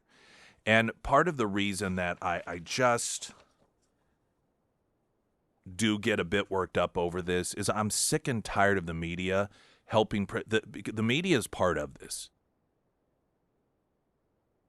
By acting like it's no big deal, by not covering it, they allow these people to continue this behavior. The mainstream media, can you imagine if a Republican governor had done that? They would be out of office by now. But because it's a Democrat governor protecting a rapist, that's A-okay with them. Nothing to see here, no outrage necessary. And it's arguably a smaller scale, but even locally here, the whole Jeremy Dean thing.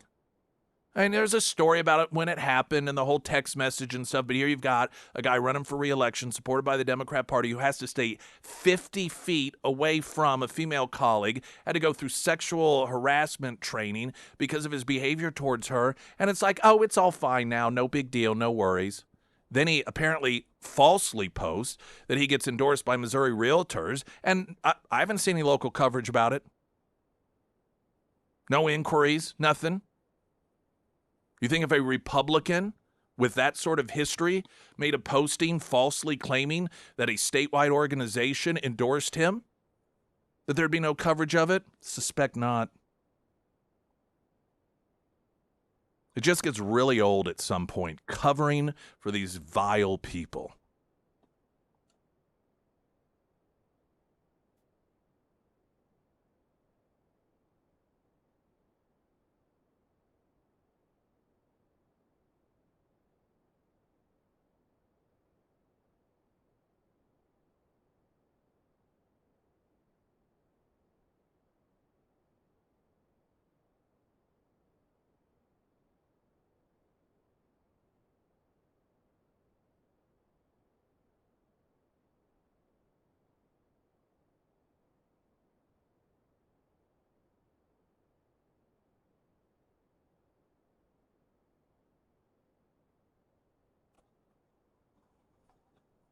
Happy Hour Vineyard Market, Friday, 4 to 6. I'm sure they'll have some awesome deals. It'll be great to get together with everyone. And it's been probably about 6 weeks or so. Also, it's been open a couple weeks now. Great Escape, 75% of it is now occupied. And so you still have time to get yourself in. Those of you who are listening right now, and are like, man, every year we talk about doing it. I talk to you people. You tell me this. Do it. 2027, sponsored by HVAC Masters, Punta Cana, Dominican Republic, Riu Palace, Macau, all inclusive, April 24th through May 1st. All of the incredibly fun, awesome details at ksgf.com. News coming up in 60 seconds.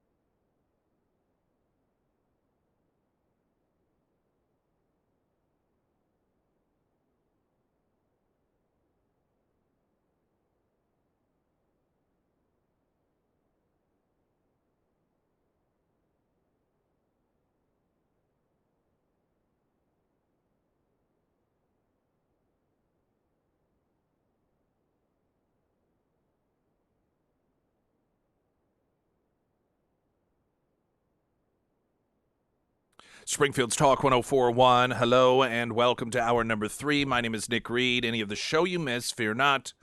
Podcasts at ksgf.com, the app, Spotify, iTunes, and then video of in-studio in addition to the audio, of course. That would be silly to only have video, but if you want to watch it play out, you can do so on YouTube and then watch past episodes while listening as well. So easy for you to go back and check out some archive stuff. You can save stuff if you want as well, or share it on social media. Of course, we aren't going to complain about that. I wanted to share with you what Gloria had to say. Hunter Hardscapes and Outdoor, who had work done, much like myself, though drainage specifically, noting we used Daniel twice. Both times, he and his crew did an outstanding job. The first job was correcting a drainage issue on our driveway. Every time it rained, we had it be a muddy mess. You ever, when that stuff happens, you're just like, well, that's just the way it is. You know, I mean, what are you going to do? Well, Gloria called Hunter Hardscapes and Outdoor. Daniel Hunter corrected the issue 2 years ago, and we have had absolutely no problem since. He just completed a similar issue in our yard, this time installing AstroTurf. There were a number of steps involved, and the crew was working every day by 7:30, putting in a full day. They did a great job, left the entire area in better shape than when we started. We would highly recommend Hunter Hardscapes and Outdoor, and that part is so important. You know, you get work done so often, major work on your home or on your house, and then when it's done, you can tell that someone was there. But with Hunter Hardscapes and Outdoor, they go to great effort to make sure that everything is the way it was or even better when they leave, and I can 100% attest to that, and you hear that in the reviews as well. So whether it's hardscaping, landscaping, drainage issues like Gloria and her family had, or lighting for your home, Hunter Hardscapes and Outdoor. David Oust is with us this morning, Oust Family Racing. We're going to update us on all the weekend racing. I did see on social media that you had a new tire prep guy from Battlefield. We did. We had young little Logan. So his mom and dad owns Wynn Nelson, Queen City Wynn Nelson.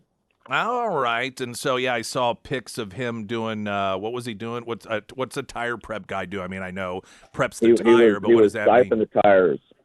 He was siping the tires, and he was grooving the tires. So how'd the races go? Where all were you, and how'd they turn out this past, I guess, Friday and Saturday? Yes. Friday was in Humboldt, Kansas, and Saturday we were in Springfield. Humboldt's about 2.5 hours away. That's right. Yeah, we talked about that. I don't know, one day last week we were talking about it. Sarah and I were. So a bit of a haul. Yeah, a bit of a haul, and an AC quit on our toter. Oh. So if anybody knows how hot it was Friday, by the time we got there, we were like swampy. Yeah, I bet that was a fun cab to ride in. So how'd it go in Humboldt? We had a pretty good night. Steve in the Midwest mod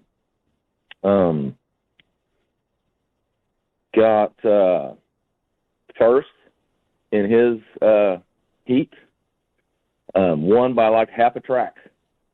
So, I mean, it was pretty fast. Got to his feature, and he was leading to about lap 8 or 10, and then come out of turn 4 and clip the wall by the flag stand and blowing his right front tire.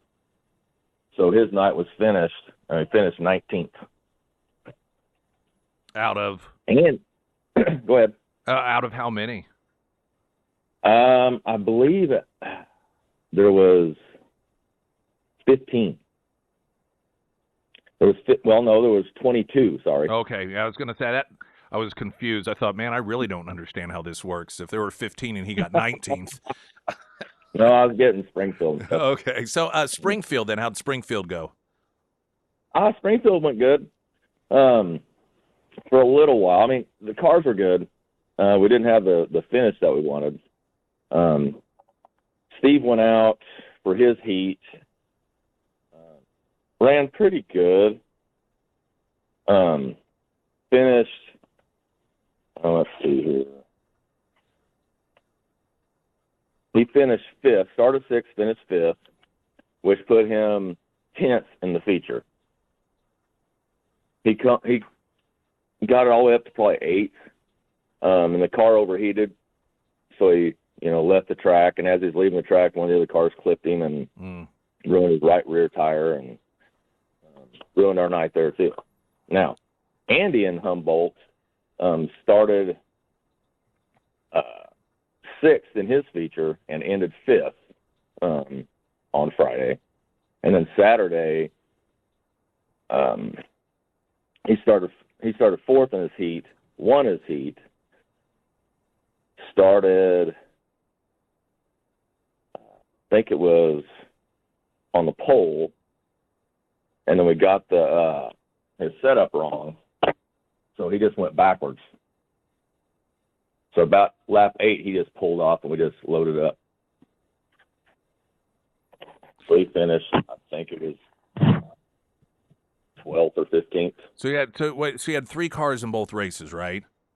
We had 2 cars in both races. 2 cars in both races, and so yeah, we had the Midwest mod, which is Steve was racing, the 42, and we had the B mod, number 72 with Andy. That's who we travel with this weekend. How hot does it get in those things? I mean, you joke about the AC going out on the way to Humboldt, but when you're actually racing, like on the track, how hot does it get in there? Because you're suited up and everything. I would imagine it gets hot.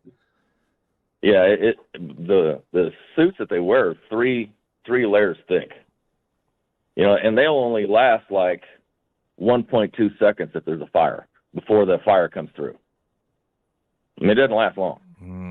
Yeah. So, I mean, it is really hot, but you can't tell. I mean, sitting in staging, you get really hot just sitting there because the sun's still beating down on you. But once you're racing, you can't even tell. Okay. You're the adrenaline rushing. You can't tell how hot you are because you're not really out there long enough. I mean, 20 laps is really the most we ever race. So, and depending on what track we're at, how fast we're going. I mean, Monette, if we're racing there, we're running about 90. We're 90 miles an hour and then turn left, right?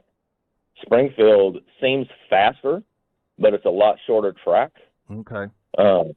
Just because there's more cars, you have less time to think, so it seems a little faster. Right. We're talking with David Ost Family Racing, of course, KSGF sponsor of vehicles. And what's coming up next weekend? Are there races? No, next weekend we might get the pure stock out next week, but the B mod and the Midwest mod are not going to be out.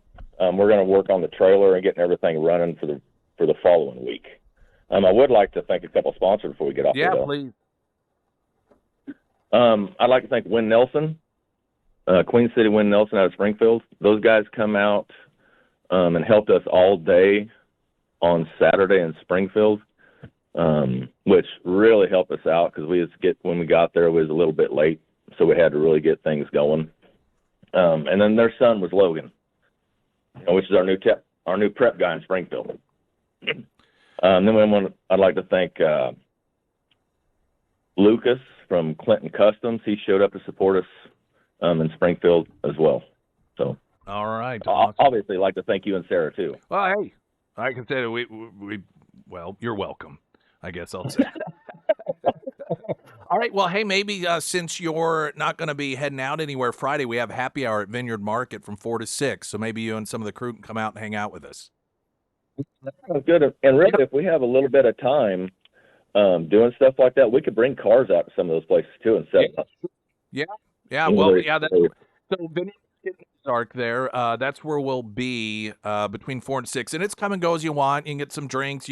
Usually we have half price or buy one get one on beers and house wines, and then of course they've got a lot of other offerings and food as well. So it's just a time to hang out. So yeah, we'd love to see you guys out there if you can make it. That's good. Thank you. All right, man. I'll talk to you later. Thank you much, David Ost again, or Ost Family Racing, of which we are proudly a sponsor of. And, of course, you can get all the details you need about upcoming races by going to ksgf.com.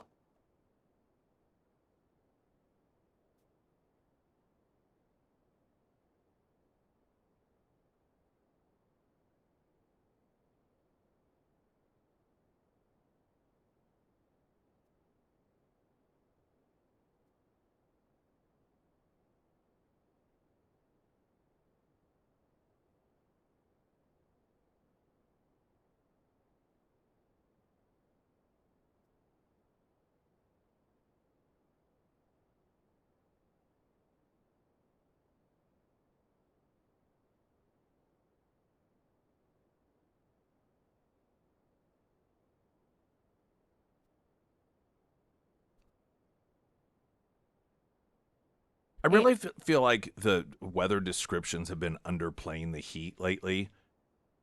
Yeah. Like she just described it as going to be warm. I just feel as if it's been really hot. Yeah, it has been. Even when one day I walked out and I thought, this feels hotter. They're like, oh, it's going to be warm.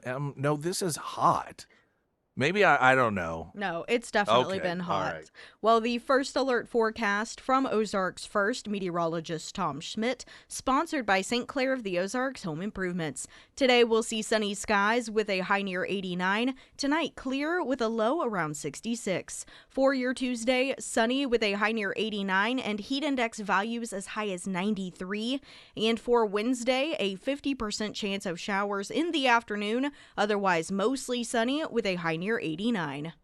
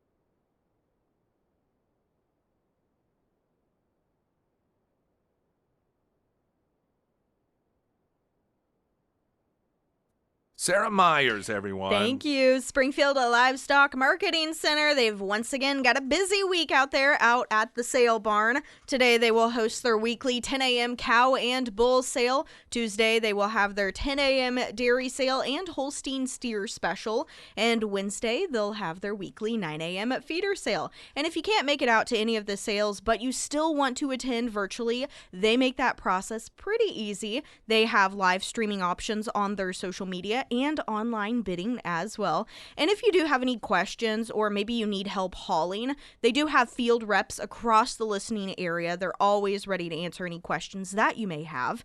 To check out other upcoming sales, visit their website, springfieldlivestock.com. And of course, you can find all of their contact information under the Sarah's Endorsements tab at ksgf.com. Apple and Google spent months suppressing negative news stories about scandal-plagued Maine Democrat Senate candidate Graham Plattner prior to his recent downfall, according to a new study obtained by Fox News Digital. The Media Research Center, MRC, found that Apple News and Google News published 0 stories between November of last year and May of this year about the various controversies that muddied Plattner's Senate bid, including headlines about his Nazi tattoo and his offensive Reddit posts that included blaming women for being raped and said that the stereotype about black people not tipping is true, and so forth and so forth. The MRC study said the blackout in coverage began after a poll released in late October suggested Plattner was the most formidable Democrat to unseat Maine's incumbent Republican, Senator Susan Collins, and that the blackout ended following the New York Times May 30th report about Plattner's sexting scandal. According to the study, Apple News and Google News failed to promote at least 112 separate news stories published by outlets that scrutinized Plattner during the November through May period. Now, here's the catch. And this is, so there's a, well, let me tell you, okay, so the defense that is being put out by Google, who is firmly pushing back, suggesting the study mistakes volume of news for bias, while dismissing the methodology and providing a link to, quote, facts about Google News. They say these claims are totally false and based on a completely flawed methodology.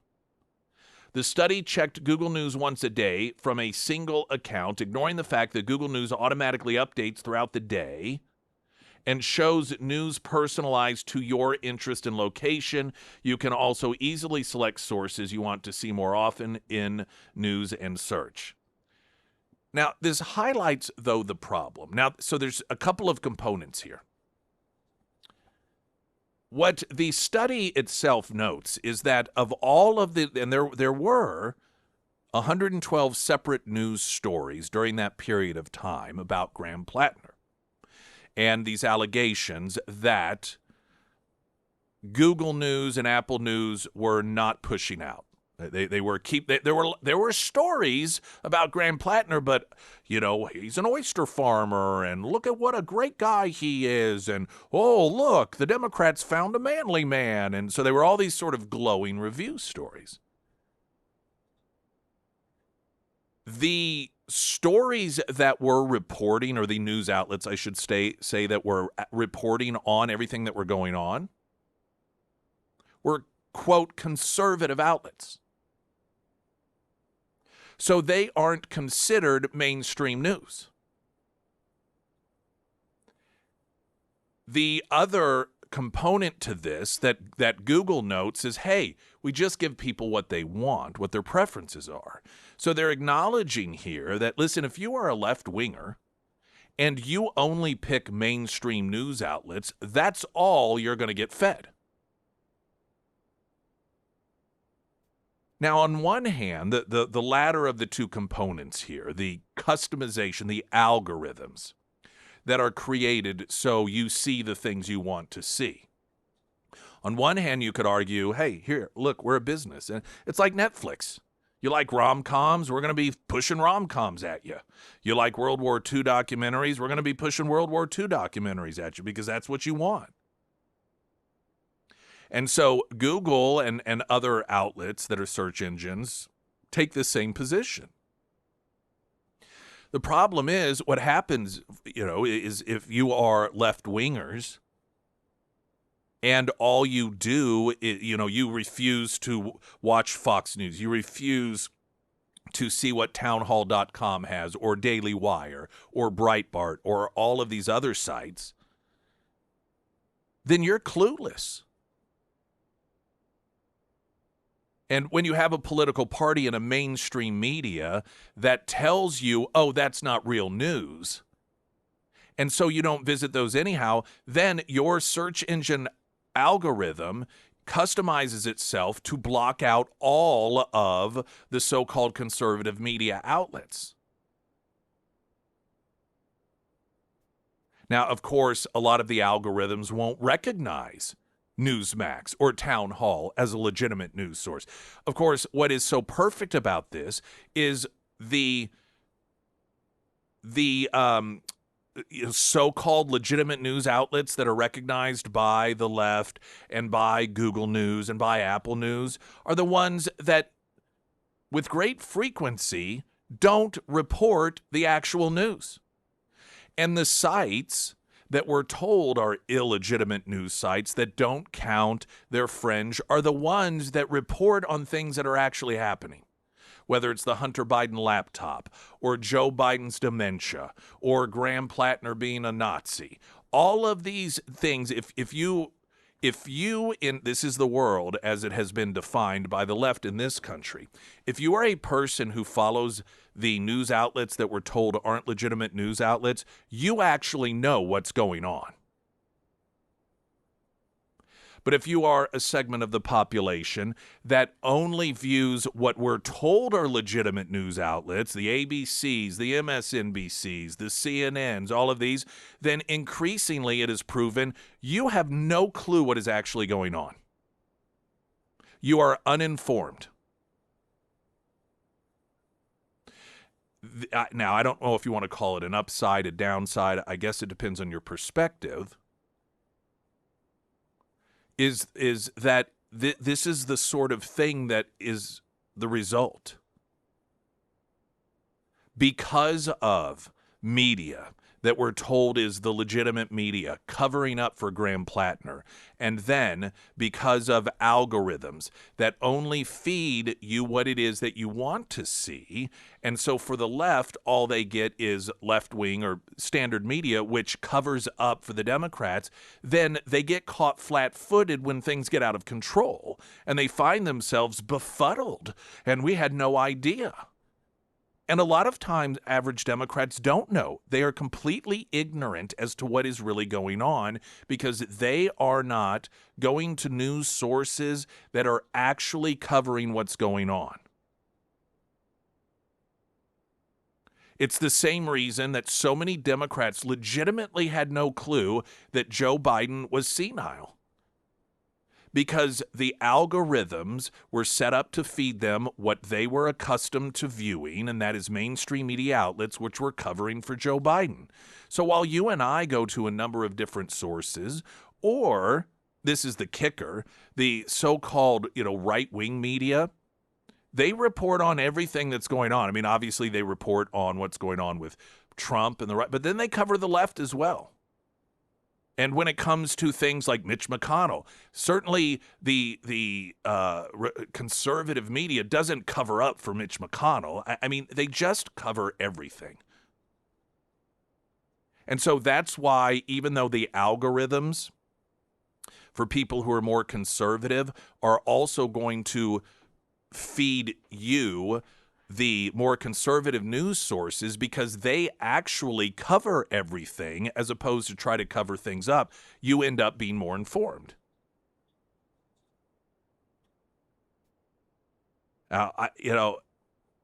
Some on the right see this as,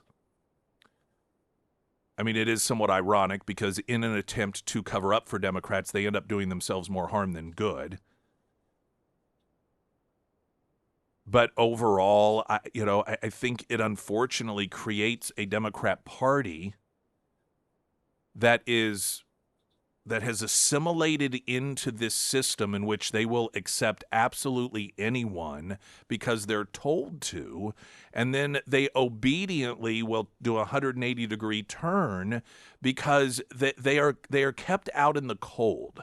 They are getting their information from sources who have an agenda, and that agenda is to cover up things that make Democrats look bad, to try and really highlight or even spread disinformation that make Republicans look bad, and particularly Donald Trump and Trump supporters.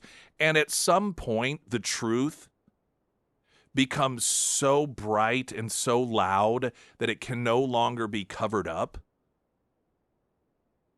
And then Democrats, find themselves scrambling, and then as voters, they end up becoming obedient to a party that just will undo elections in order to fix the problem that their environment of censorship has created. and just call for a new election, or better yet, not even call for a new election, just say, hey, we're going to pick the new person for you. It just creates a horrible mess. Life is so much better when everyone's just honest. Springfield's Talk 1041, I'm Nick Reed.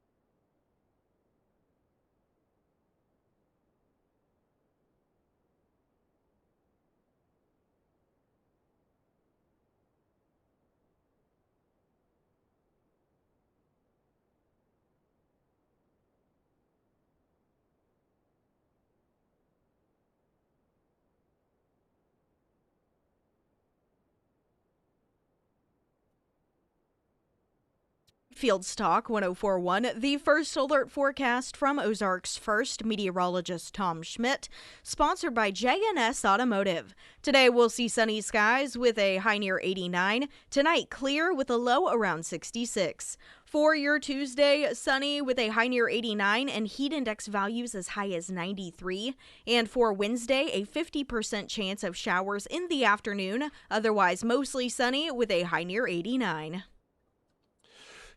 So one of the biggest and loudest supporters of Graham Plattner was Ro Khanna, a Democrat from California, who is planning on, or he's has got his toe in the water about running for the presidency in 28. And he was on Meet the Press, and of course, he was asked about the Graham Plattner situation, given that he was one of his biggest, loudest, and earliest cheerleaders. For me, the line always was sexual assault or sexual violence. And as soon as that came out, I was the first person to withdraw my endorsement. But I will say I got that call wrong. And if there's some self-reflection, it is that we all need to see the signs earlier of people who may engage in domestic violence. Look, I wasn't the only one. You had Planned Parenthood, you had Senator Warren, you had the entire Democratic Party. But I did get that call wrong. He's throwing everyone under the bus. Hey, I wasn't the only moron here. I mean, Elizabeth Warren, he specifically picks her out because she's planning on running for presidency. Planned Parenthood, the entire Democrat Party. We need to do a better job of noticing these warning signs. I mean, we all know this wasn't about noticing warning signs. These were unavoidably noticeable. They were everywhere. See, they all act as if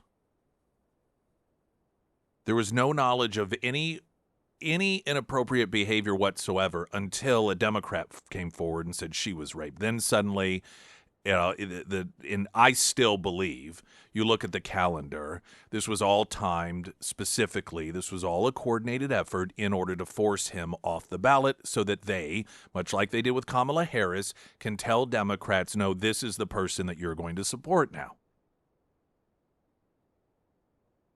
But if you want to believe the narrative that really collectively none of them knew what normal people knew, what people who pay attention and go to sources that have proven to be reliable, that this guy was a crazed psychopath, while somehow they missed it. If as a political party you're going to acknowledge you are that bad at judgment, should you be in charge? This goes to the Joe Biden question as well. These people are constantly using as a defense, we're just really, really bad at noticing things. When it comes to red flags and extremely problematic people and situations, we are always the last one to know. We're just really bad at it, and we need to do some self-reflection and just figure out why it is we're so awful at this. Maybe you shouldn't be in charge of things. I cannot imagine supporting a political party, regardless of my ideology, who's constantly excusing itself as being incompetence. Like, that is the excuse. We're just really bad at our jobs. We just had no idea. We're just clueless. We're bad at reading people. We couldn't see the writing on the wall. We had no idea. That is not a character trait of people you want making decisions that require judgment calls. I do think that it's also funny the benchmark Ro Khanna set for himself there, that for him, he said for him, what was the line? Quote, for me, the line was always sexual assault or sexual violence. So it wasn't being an admirer of Nazis. It wasn't using homophobic slurs. It wasn't talking about rape fantasies. It wasn't constantly demeaning black people as individuals that don't tip. It wasn't talking about how much he admired Hamas and their tactics. It wasn't about calling out specific members of the military and saying that they should have been killed by terrorists. No, none of that stuff. That what he fully acknowledged. No, none of that. For me, the line was if he raped someone. So being misogynistic, being racist, being anti-Semitic, a Nazi, all that was perfectly fine with Ro Khanna. At what point will the sexual violence, notice he wouldn't even say the word rape, Will they acknowledge that they're okay with that too? I can tell you the day when the person that is an accused rapist is polling ahead of the Republican. That is the day that Democrats will admit that rape is fine with them as well. And in fact, some white liberals are doing just that. The New York Times has a piece about white liberal women that are in mourning over Graham Plattner, some even admitting they believe he's a rapist but support him anyway. This is what the Democrat Party does to women. This is the toxic relationship that exists. It makes women subservient to men. Whether it is getting them to support men competing against women, getting them to support men taking showers with women as long as they one day decide that they are a woman. Or in this case, as long as he's going to support the Democrat Party, then, a few women have to get raped. That's just the way it works. The New York Times writes in a piece on white liberals mourning Graham Plattner's withdrawal from the race. Corey Upton Koselich sat in a parked car by a hiking trail in Maine this week, fuming over the implosion of Graham Plattner's Senate campaign. Her anger wasn't directed at him. It was aimed at the powerful people far away from her working-class harbor town who, one after the next, had rescinded their endorsement of a candidate she supported in the Democratic primary last month. The feeling was familiar, watching people in Washington decide who should represent her. She said she believed the woman who accused him of rape, a claim that he has denied. She believes all the other allegations, too. But she decided to support him anyway because he had promised to work on her behalf and she believed him. Boy, that's got to make the rape victims feel great, doesn't it? This is the mind of white liberal women. So what? If a few women have to get raped in order to satisfy a Democrat's needs, he's going to support me in Washington, D.C.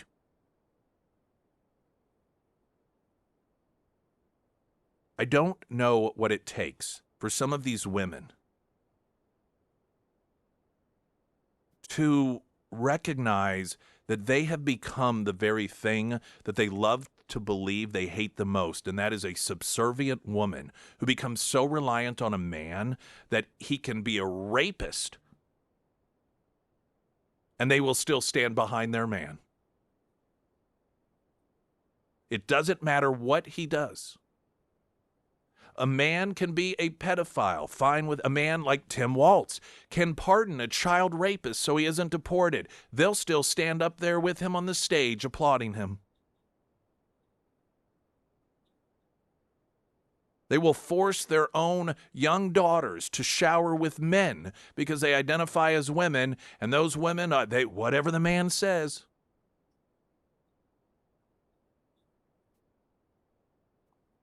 The upside down notion that the left convincing themselves that the conservative woman is somehow the subservient woman that wants to live in a Handmaid's Tale, and they don't realize that is what they are doing. And even specifically, I guess it's not really a side note, but Handmaid's Tale, the author had noted some time ago that book was based off of or it was sort of birthed out of the Islam taking over Iran and the life of women under Islamic rule. And what is the one religion that white liberal women seem to love and adhere to? Islam. That's the one religion they'll defend. The one religion more than any that sees women and views them as subservient. Conservative women don't put up with that stuff. Conservative women do not support a religion that forces them to not drive, to not learn, to keep their faces covered. Conservative women don't support men who say, I deserve to shower or compete against your daughter because I've decided I'm a woman. They don't put up with that stuff. Conservative women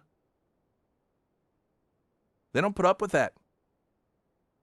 And so all you Democrat women out there that somehow fancy yourselves strong and independent, is there any direction a man in our society won't give you that you won't take? I'll tell you another story I'll bring into this fold here coming up in just a moment. The U.S. men's national team, World Cup, $12.8 million payout, has to be split with the women's team. I'll just share a few thoughts on this in just a moment.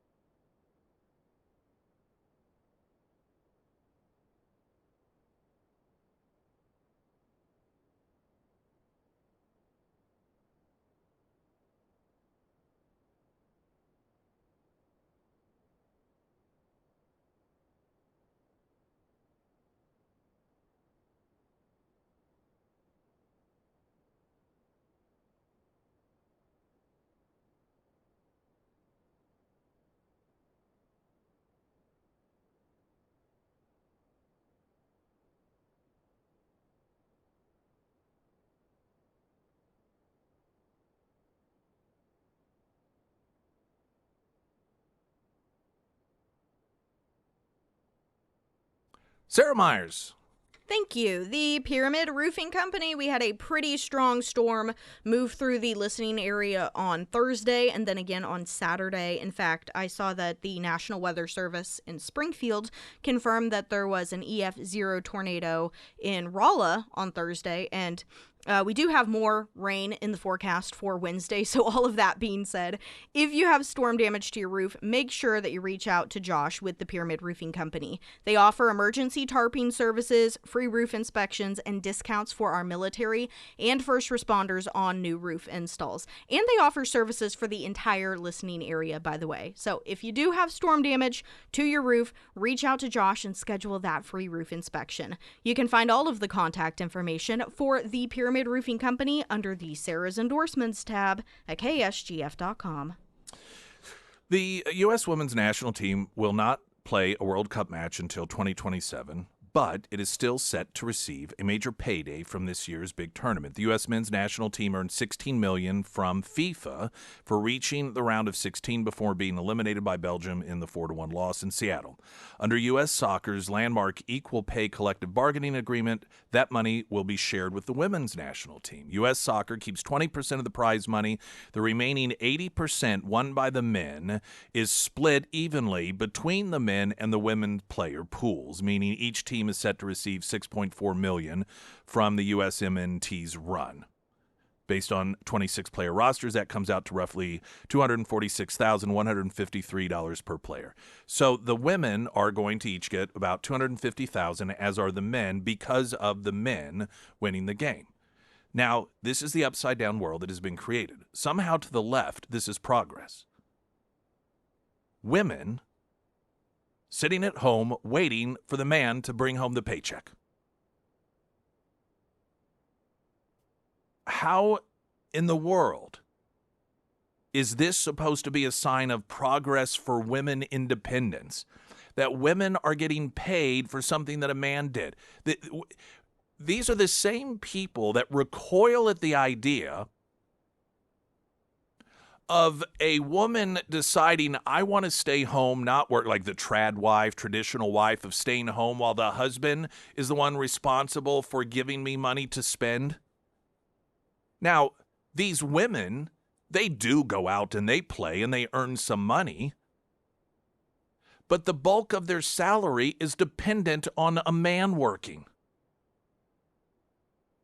This is what I'm talking about, where these women on the left are so brainwashed that they don't understand the Democrat Party has taken them back to the 40s and 50s, where the men get to make all the decisions. The men are in charge. Men get to even be women if they decide that they want to be. And now they have women sitting around waiting for the man to finish work so that they can get part of his paycheck. What progress that is. That's not progress. That's being kept.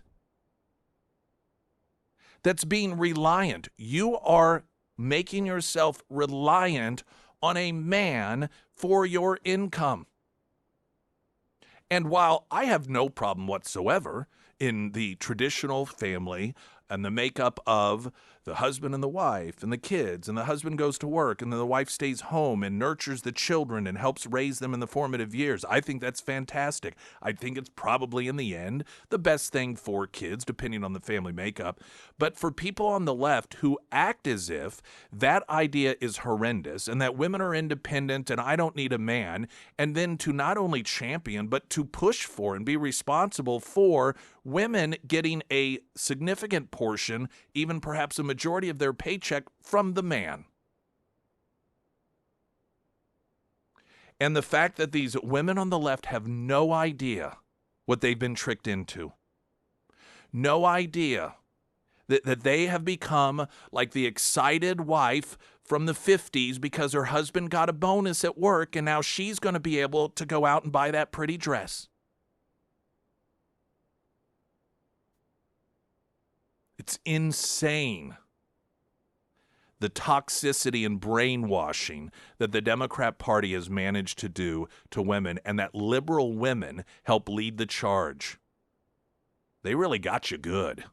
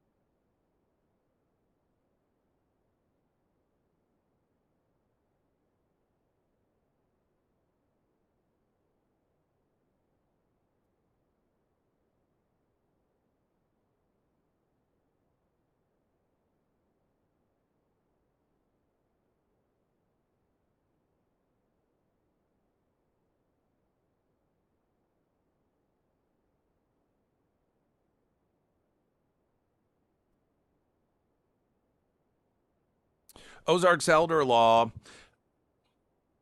power of attorney is kind of a funny thing, particularly when it comes to having power of attorney over a loved one that may end up suffering from dementia or Alzheimer's, and so they aren't able to make decisions for themselves. And so a lot of times what happens is the family doesn't ever think about having these legal documents written up, and once those signs become obvious, and then the doctor diagnoses grandma or grandpa or mom or dad or whomever with dementia, and you think, oh, well, we better get power of attorney. Well, guess who the only person that can give you that power of attorney is? It is that person. So, like, if you want power of attorney over mom has to be part of the process and say yes. But if mom already has dementia, she doesn't have the mental capacity to do that. So once you get to that point, it is too late. And a lot of people don't think about that, which is understandable. So you should make those decisions well ahead of time. And so much more as well that you probably need to do if you haven't done it.